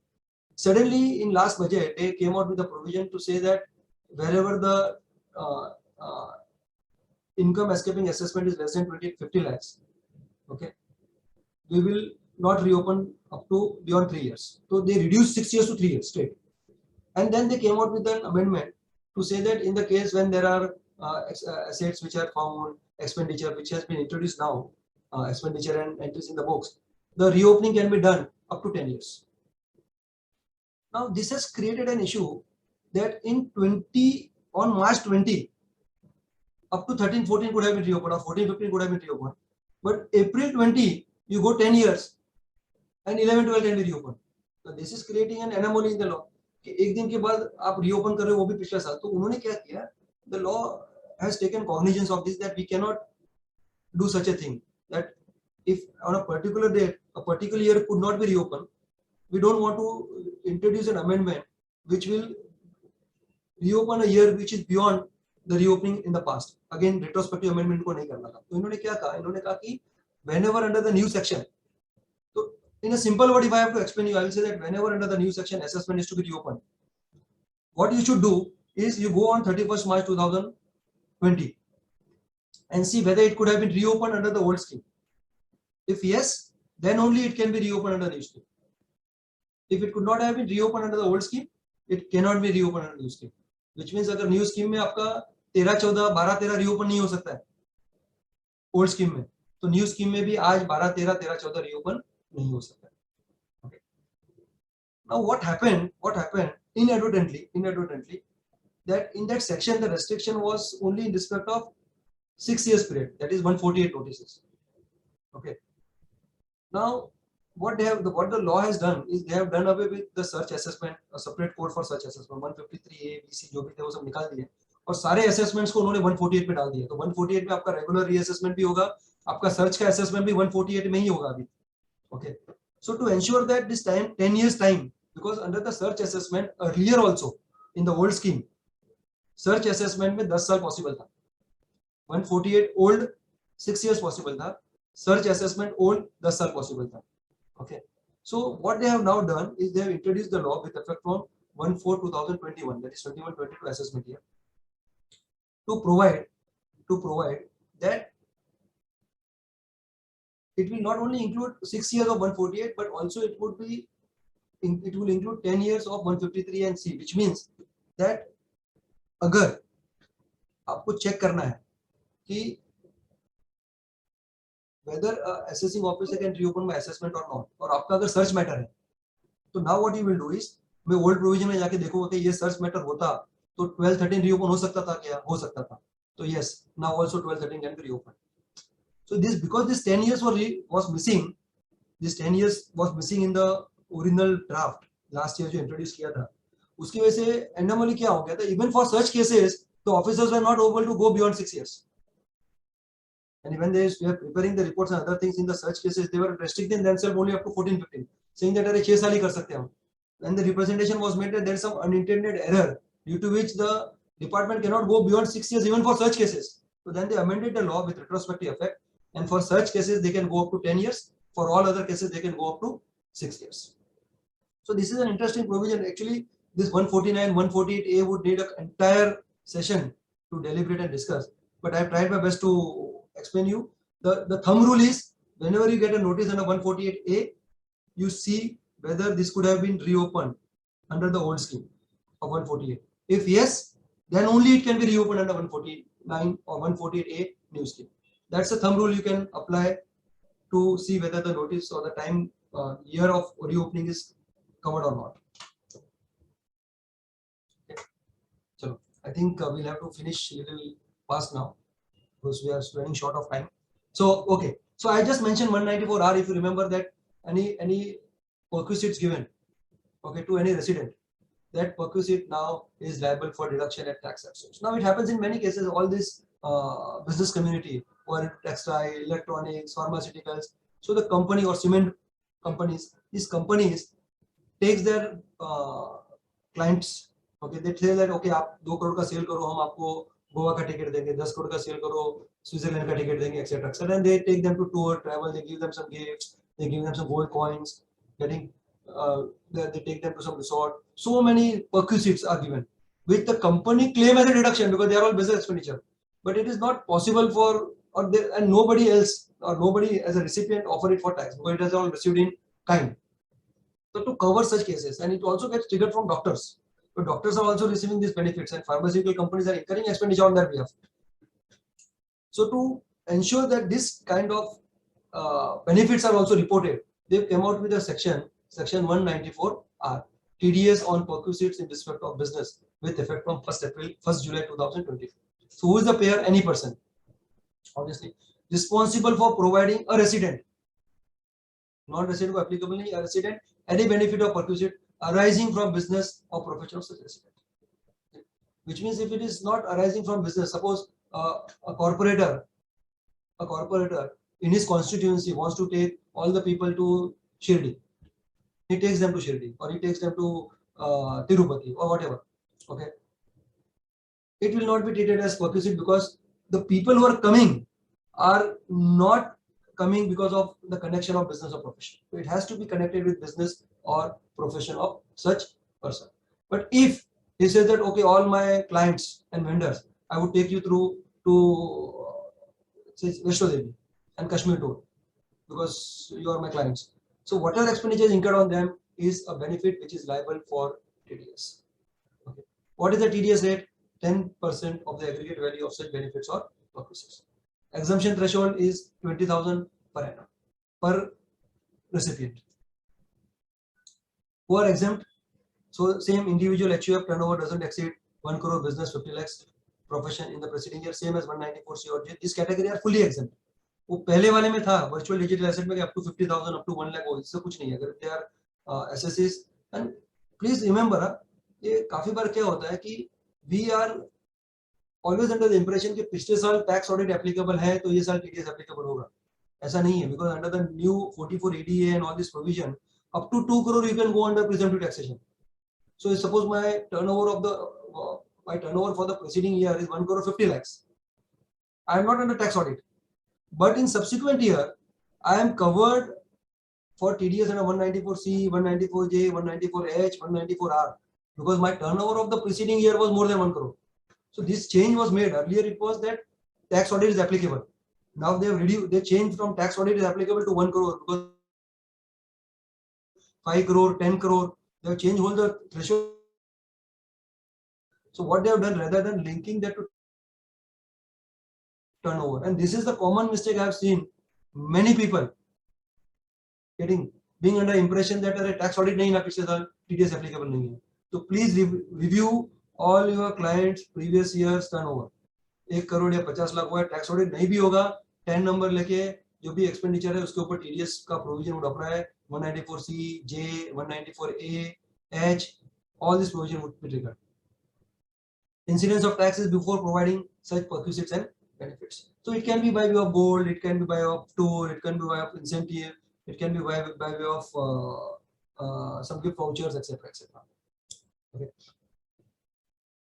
So if the payment is in kind, then again same provision that before releasing the consideration, tax has to be not only deducted but should also be paid. And now, moreover, because it is all in kind, the question mark will always be how to value it. What should be the basis? So the guidelines, the board will issue the guidelines in consultation with government to remove any difficulty. So yeah, so obviously because it's all in kind, there will be kind of perquisite valuation rules जैसे हमारे होते हैं rule 2B में, वैसे ही कुछ valuation rules आएंगे इसमें, and we'll have to refer to this valuation rule. But you remember all your clients who are incurring this expenditure on providing any kind of benefits or perquisites to their respective business associates would be covered under this new provision with effect from 1st July 2022. Other amendments, immobile property में पहले tax was deductible only on the consideration. Now they have expanded. Sir, please change the slide. Sorry to interrupt you. Yeah, I know. I don't know why it's not. Abhi हुआ? हाँ अभी हुआ sir. Wrong. The connection. Anyways. So the TDS on immobile property earlier was on the agreed consideration. So if the agreed consideration is say 1 crore, I have to deduct tax at 1 crore. Now they have expanded the scope and say that it is agreed consideration or stamp duty value, which is higher.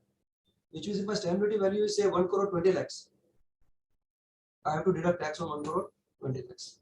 So now it's an additional responsibility on the consultants and the advisors to ensure that they just don't take the payment details and deduct the tax and file the return.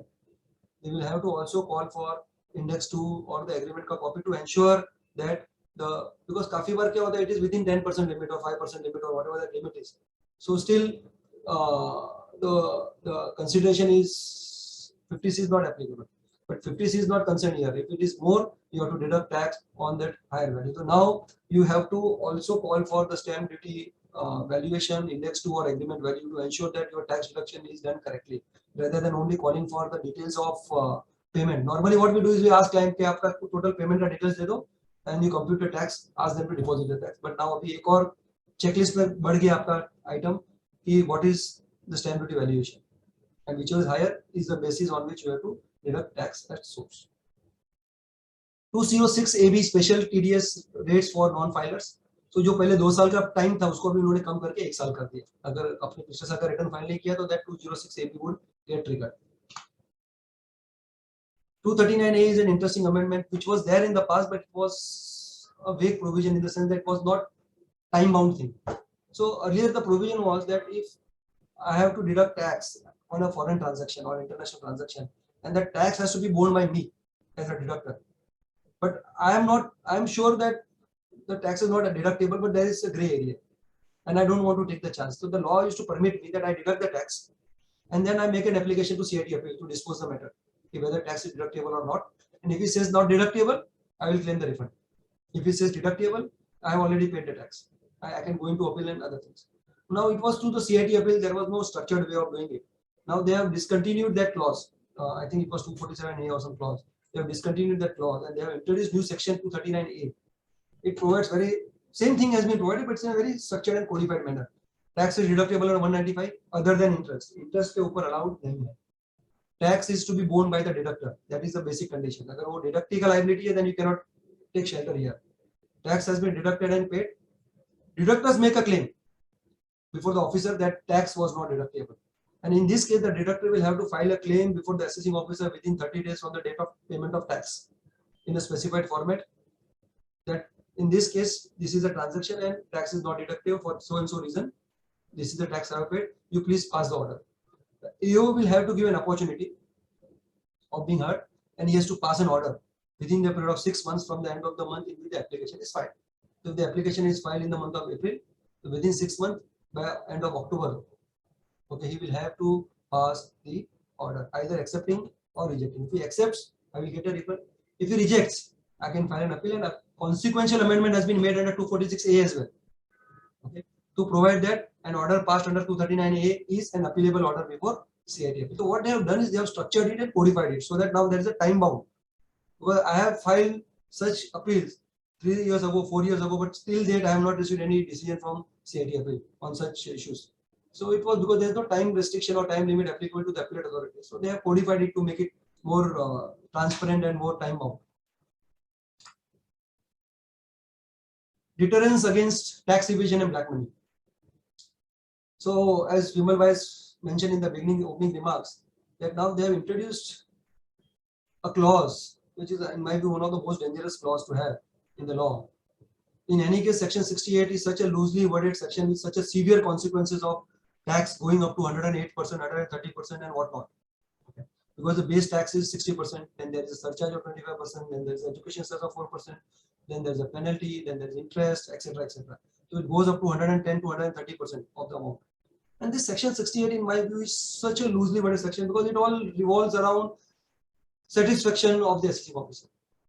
Okay, no provision to say that with the approval of CIT or chief commissioner or something, or no guidelines available, nothing. With the assessing officer that no, I have issued a notice, there was no response from this other party, and therefore I am not satisfied. Invoke section 68, that's the end of the thing. So this was in any case a very serious provision. In Finance Act 2012, that is Assessment Year 12-13, an amendment was introduced to say provide that if a share capital is introduced, then not only you have to prove the credibility or the credential of the person who is introducing the share capital, but that person who is introducing share capital will also have to explain the source. जिसको हम कहते हैं source का source. Okay. But it was introduced only in respect of share capital because people were misusing this route of introducing money into the business or money laundering by way of share capital. So they have introduced that. Okay. In this budget now, they have come out with this rule, source of source ka rule, to loans and borrowings, which is the most, because which means if you ask me seriously, I would say that you should not borrow money now from a non-institutional person. You should buy only from institution, because you buy from friends, relative, and usko income tax notice deke bola कि अभी तुम prove करो तुम्हारा source, and for some reason he can't prove or he doesn't take interest or if is not represented properly. That's the end of the matter. That provision will be invoked in your case. Suppose you have made the repayment of the loan, and now your case is selected for scrutiny. Now, once you repay the loan, you may not have a good relationship with that person. That person may deny to cooperate. They say, no, I don't want to prove. That's the end of it. Because now the law provides that not only the assessee will have to prove the source, that is the credential of the person who has given the money, but such person will have to prove his source to the assessing officer. Now this amendment has been made retrospectively नहीं किया, prospectively ही किया है. Not only prospective, उसको 1 साल का और time दी थी आपको, अभी से नहीं किया इन्होंने. 1st April 2023 onwards किया. तो ये provision would apply only after this period. So any borrowings before that, in my view, would not be covered under section 68. Okay. I'll need your comments on this, Vimal sir, after our session, whether my interpretation is correct. But the point is that any borrowings or loan by the assessee would be subject to this new provision, wherein not only I have to prove the source, but the person who has given me the money will also have to prove his source, from where he got the money. Okay, and this would create many procedural issues, and this 68 would be invoked almost, in my view, in all section 68 cases where the borrowings have been made from non-institutional entities. Okay. So there was Supreme Court decision originally which provided that you cannot ask for source ka source, which has now been systematically overruled in SS Finance Act 2012 for share capital by Finance Act 2022. Okay, by Finance Act 2022 for loans and borrowings. Section 79A. So the government has been going very heavily after the people who are non-compliant, who are evading the tax, as you have seen from 148A, which has increased to 10 years. Then we've seen updated returns not allowed to be filed by such people. So Section 68 again to actually covers these kind of people who create or launder money anonymously in their business or introduce the money in their business. Okay. Section 79A also is a effective provision in the same mindset, which provides that earlier what used to happen is, suppose normally what used to happen in many of the cases, these promoters used to withdraw money from the business by inflating purchases, expenses, etc., etc. So there used to be huge losses. Okay, or deflating the sales, etc., etc. So there used to be huge losses, and the money used to be collected in cash. Assessment होता था या search होता था और पता चलता था कि आपने तो 25 करोड़ रुपए का बोगस एक्सपेंडिचर क्लेम कर दिया, तो एडिशन होता था. वो एक्सपेंडिचर क्लेम करने से लॉस हुआ है, एडिशन से इनकम हुआ है, net result is zero. In many cases it used to happen, or also there used to be losses which has been booked because of various tax planning, merger, demerger, etc., etc. So what they have now provided is nothing doing. We are not going to allow you any set of any loss, whether bought forward or otherwise, or any unobserved depreciation also. Provided that such income is an undisclosed income resulting as a consequence of search, requisition, survey, other than TDS survey. Very important. So if an undisclosed income is identified or is detected as a consequence of search, requisition or survey other than TDS survey, then such undisclosed income would not be eligible for any kind of set-off against any of the losses, whether it is, even though it is allowed under the normal provisions of the law, even depreciation is not allowed. So when they are saying bought forward loss or otherwise, so this otherwise would mean succession of business, merger, amalgamation, getting जो हमने bought forward नहीं किया but हमने कहीं से acquire किया, वो सब losses भी इसमें cover हो गए. Which means अगर आपका 54 का exemption claim करना है, कोई deduction claim करना है, उसका restriction नहीं है. If suppose in some transaction you are eligible to claim section 54 का deduction, 54F का deduction or some other deduction which otherwise is available, section 79 would not be applicable to such allowances or deductions, but it is only for set-off of losses whether bought forward or otherwise. तो अगर आपने merger, demerger, succession के through भी अगर loss लिया है, even such losses would not be eligible for set-off except for TDS survey. 285B is a section which is applicable only to those companies who are into cinematograph films. So ये जो cinematograph film जो picture बनाते हैं cinema theatre में display करने के लिए, वो पिक्चर बनाने वालों को एक पर्टिकुलर फॉर्मेट में 50,000 रुपीस के ऊपर जो भी एक्सपेंडिचर होता है उसकी reporting periodically income tax department को देनी होती है. तो income tax department whenever a film is done, they have a complete detail कि डायरेक्टर को कितना दिया है, एक्टर को कितना दिया है, स्टूडियो को कितना दिया है, because they have to give all the expense wise details. But it was applicable only to cinematograph film. Now because this government is working more on an artificial intelligence model, and for that model to work efficiently, what they need is huge database. And what they are doing is they are creating database, TCS, TDS, all these provisions which are coming up. It's only to get the data so that the system will churn the data and it will throw the results. कि चलो इसको notice दो, इसको search करो, इसको survey करो, etc., etc. So in the same line, okay, they have introduced or they have expanded the scope of 285B. Now it is important for us because earlier it was only for cinematograph film, but now they are included in to many other categories, and you may find that your clients are involved or engaged in any of this activity, then this compliance is necessary. Otherwise, there are huge penal consequences for not complying with this provision. So, with effect from 1st April 22, the scope has been enlarged to cover event management. So, if your company is engaged in event management activity, then this provision is applicable. Documentary production. पहले क्या था, cinematograph film जो commercial films होती है उसके लिए था, documentary film के लिए नहीं था. Documentary film आ गए. Nowadays, this OTT platform and TV platform के लिए there are special episodes which are created only for OTT platform. They are never played in cinema halls. Okay, so now they are covered even such production or production for telecasting on TV or OTT. Sports management activity, other performing act, and any other activity as may be notified. If the department thinks that no, these are also the activity where there are expenditure incurred on multiple categories and we need to know about the same. Okay, so they can introduce other category of business also. They may introduce, say, the jeweler. They may say that a person who is into celebrity, etc. They want whatever business they want to introduce, they can introduce here any other activity. So whenever, so as of date, there is no such notification of as far as clause 6 is concerned. But yes, these are the 5 categories which you should also see. If any of your client is engaged into any of this activity, please ensure that you comply with the provision of section 285B.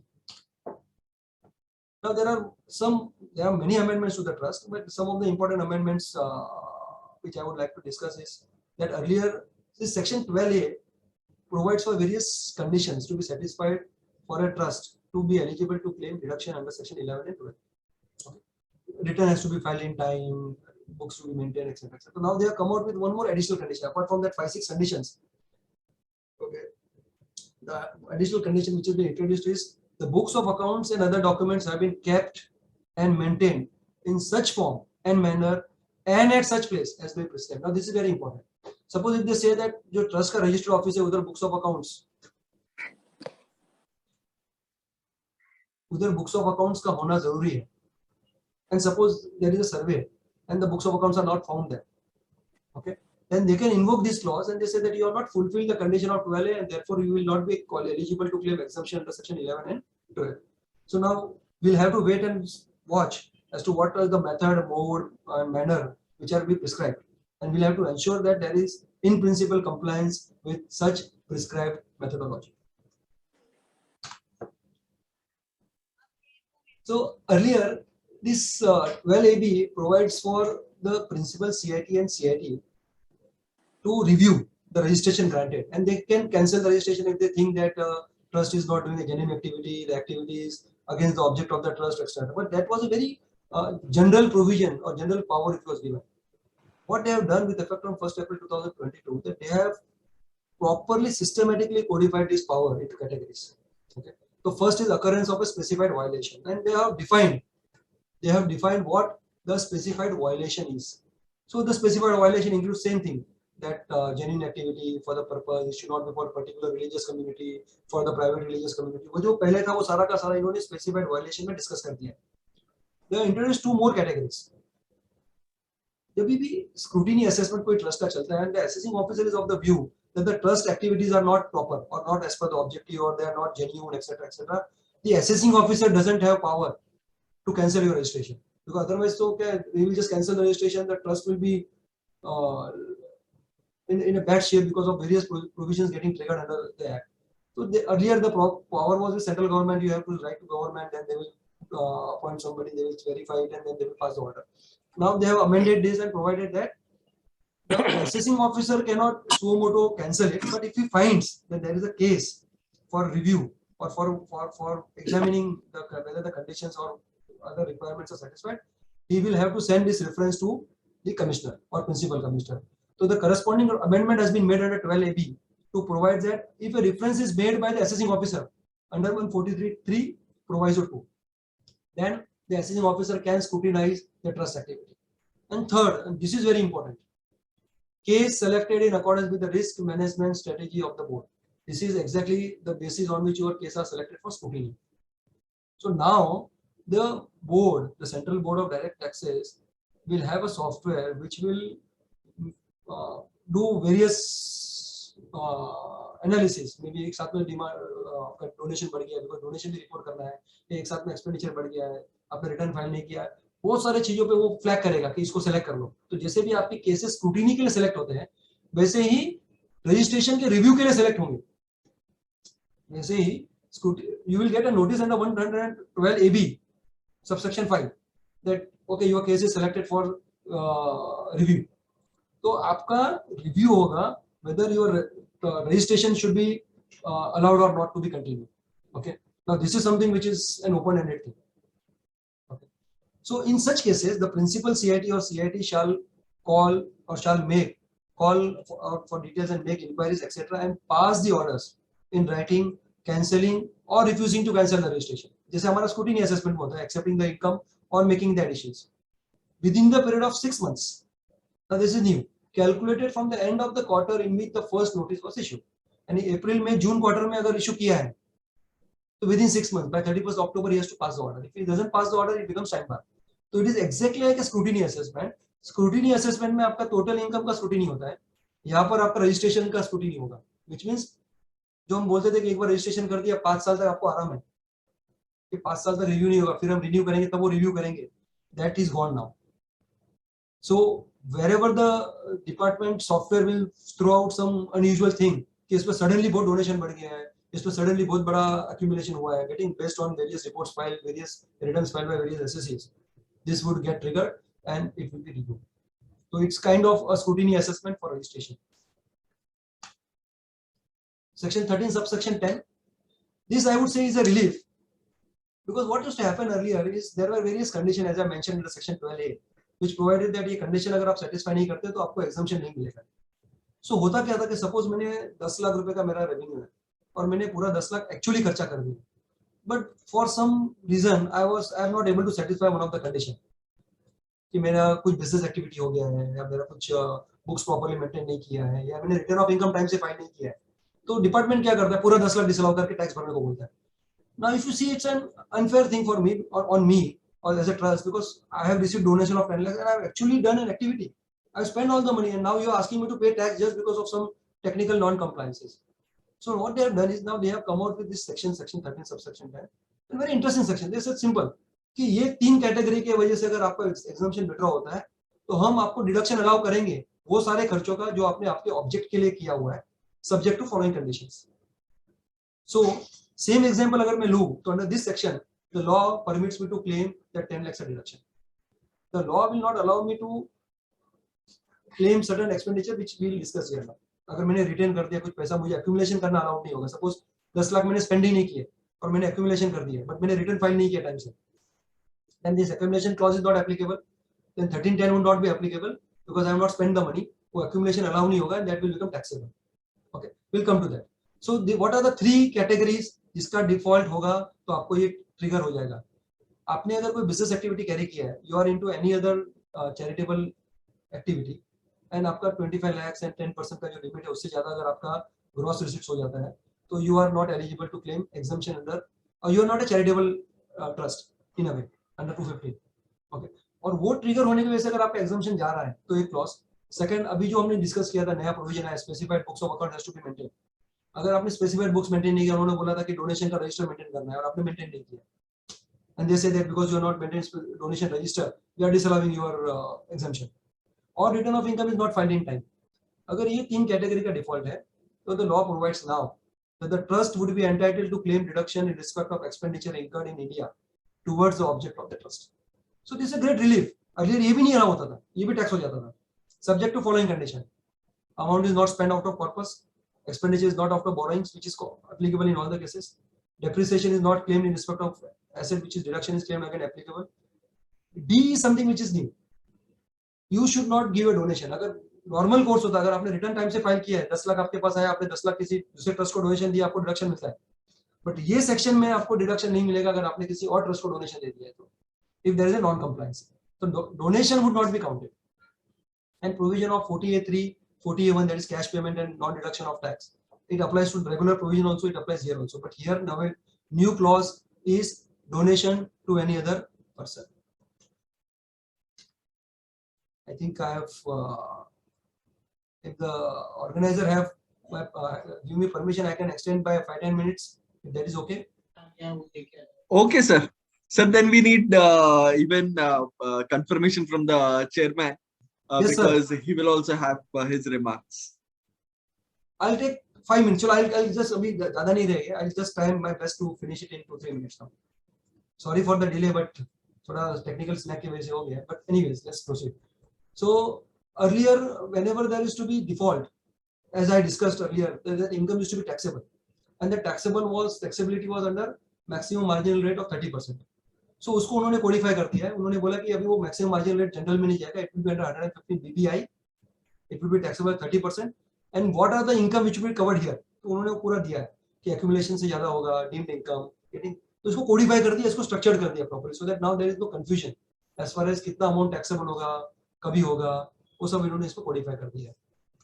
And we will be sharing this PowerPoint presentation in the group and also on our website. Okay, थोड़ा corrections है इसमें because मैं दूसरे computer से use कर रहा हूँ. Time limit has already been discussed. ये last slide है. सारा time limit same है except for assessment year 2021. जो before amendment it was 12 months, which was ending on 31st March 2022, which has been extended to 18 months. Now the time barring for the assessment year 2021 assessment under 143 would be 30th September, which is 18 months from the end of the assessment year in which the income is first assessable. So with this, I complete my presentation, and I would request Chairman sir to give his concluding remarks, and then we can open the floor for question and answers if any. Yes, sir. Over to you, sir. Yes, sir. Pankaj भाई, thank you very much.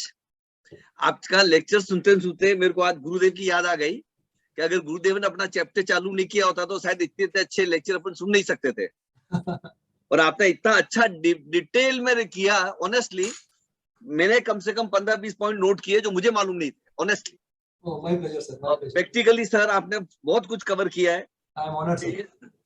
Digital assets, updated returns, surcharge on capital gain, retrospective amendment in systematic way, ये सब retrospective में कितने आ गए मेरे को 1 या 2 ही मालूम थे. आपने 8-9 बता दिए. 14A और अपना ये कोविड में जो कंपनसेशन मिला लोगों को, मेडिकल एक्सपेंसेस, 37 में disallowances, compounding fees, income tax on foreign pharma company में जो आया 68, 79, मतलब प्रैक्टिकली मेरे ख्याल से कोई बचा नहीं. आपने 37 के 37 पूरे कवर कर लिए. मुझे लगा कि पहली बार जब पहला आपने वो डिजिटल में और अपडेटेड रिटर्न में बहुत टाइम चला गया तो मैं बोला 5-7 टॉपिक पूरे होके खत्म हो जाएगा. लेकिन प्रैक्टिकली आपने एंड आते तो पूरे 37 कवर किए. खाली आपने मेरे को ऑनेस्टली कुछ ऑफिशियली कुछ कमेंट नहीं करने का है. आपका बहुत एक्सीलेंट था, more than expected, and we all enjoyed. पर आपने बीच में कहीं कहा था कि 68 के अंदर मुझे कुछ बोलना चाहिए. तो मैं आधा मिनट में 68 के ऊपर बताता हूँ कि 68 में सर पहले क्या था. अपने को खाली 3 चीज प्रूव करनी पड़ती थी. आइडेंटिटी ऑफ द पैसा, जो पैसा अपने को दे रहा है उस आदमी की identity, like ration card, pan card, Aadhaar card, passport. Genuineness of transaction, पैसा चेक से आया है, चेक से दिया है. And credit worthiness of the party. और वो आदमी अगर असेसी होता था इनकम टैक्स में तो कोई क्रेडिट वर्दीनेस प्रूव करने का बात नहीं आती थी. फिर बाद में 2-3 जजमेंट आ गए अस्थिराज वगैरह के बहुत सारे केसेस में कि पहले आईटीओ हैरान करते थे, सोर्स ऑफ सोर्स भी मांगते थे क्रेडिट वर्दीनेस के चक्कर में. लेकिन वो सोर्स ऑफ सोर्स का बाद में मामला खत्म हो गया और वो राइटली हुआ. आज मेरे को समझो 1 लाख रुपया चाहिए और मैं पंकज भाई को कहूँ कि पंकज भाई आप मेरे को 1 लाख रुपया उधार दो, मैं आपको वापस चुकाऊंगा 2 महीने बाद में. And he ready to give me. बोला विमल भाई ये लो 1 लाख रुपया. और मैं उनको बोलूं पंकज भाई आप कहाँ से लेके आए. तो बोले मैं साल चोरी करके लाया. तेरा काम हो रहा है, तेरे को क्या करने का है. तो वो टाइम एक्चुअली जब पैसे की जरूरत है तो सामने वालों को उसको पूछना प्रैक्टिकल नहीं है. तो सुप्रीम कोर्ट, हाई कोर्ट ने राइटली बोला. लेकिन हुआ क्या हकीकत में करीब 1987 के बाद में और 2003 के बाद बहुत ज्यादा हुआ. कलकत्ता में थाउजेंड्स ऑफ कंपनी फैक्ट्री में जैसे बनती है वैसे बननी चालू हो गई. कोई आदमी रियल में टैक्स भरने में, जो आदमी ऑनेस्टली टैक्स भी भरता था वो भी सोचता था मेरा 5% में ब्लैक का व्हाइट होता है, मैं क्यों टैक्स भरूं 30%. और ये share premium, bogus share premium आने लगे, बोगस पेनी स्टॉक आने लगा, बोगस परचेज के बिल आने लगे, गॉड नोस क्या क्या नहीं आने लगा. तो समवेयर इन 2013 गवर्नमेंट ने रूल पास किया कि भाई अभी जो क्लोजली हेल्ड कंपनी होगी, जो पब्लिक लिमिटेड कंपनी है, जो पब्लिक का इशू आता है वहां पे तो यू कैन नॉट कंट्रोल के पूरा ऑल ओवर इंडिया से पैसा आता है, कौन देता है क्या मालूम. लेकिन जो क्लोजली होल्ड घर की कंपनियां होगी उसमें शेयर कैपिटल आएगी तो सोर्स का सोर्स प्रूव करना पड़ेगा. उसके बाद वो तो शेयर प्रीमियम और ये आने तो बंद हो गए. लेकिन अभी तक लोन की एंट्रियां चालू थी, वैसे वो खत्म हो चुकी है काफी. तो उसको कवर करने के लिए जेन्युइन लोन अगर आपका कहीं से आ रहा है, आपके पास आइडेंटिटी उस आदमी की है, जेन्युइननेस ऑफ ट्रांजैक्शन है, चेक से पैसा आया है, चेक से दिया है, इंटरेस्ट में टीडीएस काटा है, टीडीएस रिटर्न पर है, और वो आदमी ने जो पैसा दिया उसकी बैलेंस शीट में दिखा रहा है, वो इंटरेस्ट अपने प्रॉफिट लॉस अकाउंट में दिखा रहा है, नाम के साथ दिखा रहा है. उल्टा सुल्टा नहीं ये 25,000 का 10 जनों को लोन दे दिया और वहां पे खाली एक ही आइटम है, फिर होता है लोन्स एंड एडवांसेस. जब भी जो आइटम पूछता है वो उसी में बताते जाता है. बोगस नहीं, जेन्युइन वाले में अभी भी मेरे ख्याल से प्रॉब्लम नहीं आएगा. बट डेफिनेटली जेन्युइन वाले को भी थोड़ी, जब आग लगती है तो गीली और सूखी लकड़ी सब साथ में जलती है, उतना थोड़ा प्रॉब्लम इसको भी आएगा. लेकिन पहले शेयर टाइम के क्या था, नॉन रेजिडेंट अगर कोई पैसा देता था शेयर एप्लीकेशन मनी में तो उसका वापस सोर्स का सोर्स नहीं पूछा जाता था. लेकिन लोन के अंदर, अभी लोन के अंदर तो उसको भी जवाब उसको देना ही पड़ेगा. तो थोड़ा सा टफ हुआ है, पर अदरवाइज ओवरऑल अभी फेसलेस है, इसलिए वो करप्शन तो खत्म हो गया CITPL के पास और प्रैक्टिकली ITO के पास। फरवरी 2022 तक जो फेसलेस में असेसमेंट हुए और जो अपीलें हुई, बिलीव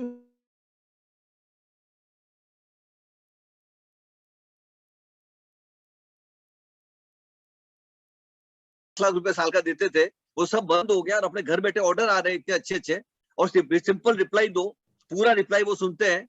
लेकिन मार्च के अंदर जो ऑर्डर आए, मार्च 2022 में पूरा बनता उसने, मतलब जो अच्छा आइटम था उसको सब नेगेटिव हो गया। मेरे को रियली फरवरी 2022 में ऐसा इंप्रेशन गया था कि अभी हम लोग करेंगे क्या, क्योंकि पंकज भाई भी अपील में बहुत इन्वॉल्व है, मैं भी इन्वॉल्व हूँ। तो हमको सोचा कि पहले साल की 100 से 150 अपील फाइल करते थे, अभी साली 15-20 हो गई है, तो अपना घर कैसे चलेगा। तो अपने को दूसरे एरिया में डाइवर्ट करना चाहिए, दूसरे एरिया में जाना चाहिए। जो ऑडिट वगैरह हम नहीं करते तो हमको उसमें सोचा जाना चाहिए, GST करना चाहिए। लेकिन बिलीव मी, मार्च में इतनी अपीलें आ गई कि जो नॉर्मली जहां पहले 150 आती थी वहां 200 हो गई। तो ये मार्च में तो डिपार्टमेंट ने क्या उल्टा सुल्टा किया वो समझ नहीं आ रहा है, ये फेसलेस को पानी फिरा दिया पूरा।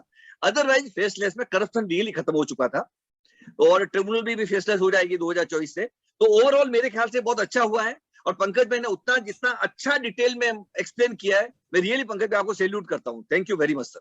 Thank you, sir. Thank you for your kind words. It means a lot.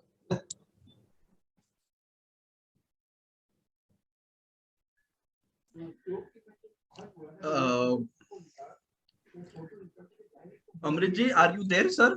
Yeah, I'm here, very much here. Yeah. I would now hand over the charge to General Secretary Shri Amrit Porwal for the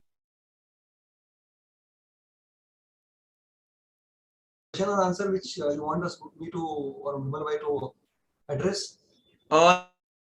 at present. Friends, has been our pleasure. Yeah, somebody is asking question. No, sir. Please go ahead. Okay, friends, it has been our pleasure to have Sri Vimal Bhai Punmiya today as chairman of our session, who is a subject expert in direct taxes and handled several complicated cases and made life of taxpayer simple. And friends, for me, it is. I would like to hearteningly let you know that whenever we search the number of cases which have been decided in favor, wherever Vimal Bhai has appeared, is almost 95% success rate. 95% success rate, and that goes to basically prove the acumen of Vimal Bhai in handling the taxation cases. Such a brilliant and learned chairman we had, who has given his expert comment on today's session and today's lecture by Pankaj Bhai. Pankaj Bhai has been really very incisive and articulate in today's the lecture, and covered many of the small thing nuances which we otherwise tend to overlook, and we need to be particular about guiding our clients in about all these updates which have been there in income tax. So we with this, after this lecture, we will be really better equipped to guide our clients and take it was a learning opportunity for all of us also. So we are very much thankful to both the learned speakers, Vimal Bhai as well as Pankaj Bhai. And of course, for us, it is a pleasure again that both of us are from our own fraternity. Vimal Bhai has been as our JCF director for a long time, and Pankaj Bhai is our committee member of JCF. So it's all within the house only. So I request everyone to applaud the efforts of both the speakers in enlightening all of us today. At your home only, please give a big round of applause. Yeah. And thank you to you all audience also for patiently listening to the today's seminar. And with this, I request Hiral Bhai to conclude the session. If there are still some queries, you may write to JCF on email ID, and we will try to get feedback from the speakers. Yeah, you may view the session on the YouTube also. The entire this thing will be there available. A recording will be available on YouTube. Please. Yeah, thank you. There have been requests with respect to sharing of the perfect PPT as prepared by Pankaj Bhai. So, sir, if you could share it, we will upload it on JCF website. Amritji, if you could just please declare about the future sessions and Yeah. the entire So series. friends, there will be other sessions going forward. On Friday, we have a session on recent changes and controversies in GST laws. So that is by none other than our today's anchor, Hiral Bhai Shah. And going forward, we'll be having another session on Companies Act, CARO, and audit reports, these things. And also we'll have session on this CSR activities and CSR related provisions. So this is how, so we'll be informing you shortly about all these upcoming programs. This all within a almost 10 days time, we'll have four more sessions. Thank you. At the same time, 5 to 7 p.m. It will be on Friday, Monday, Wednesday, and again Friday. That's all. Yeah. Great, sir. Thank you, Amritji. And I would thank everybody for being here. And we would close today's sessions. Thank you. Jai Jinendra. Thank you. Chalo. Bye bye. Thank you.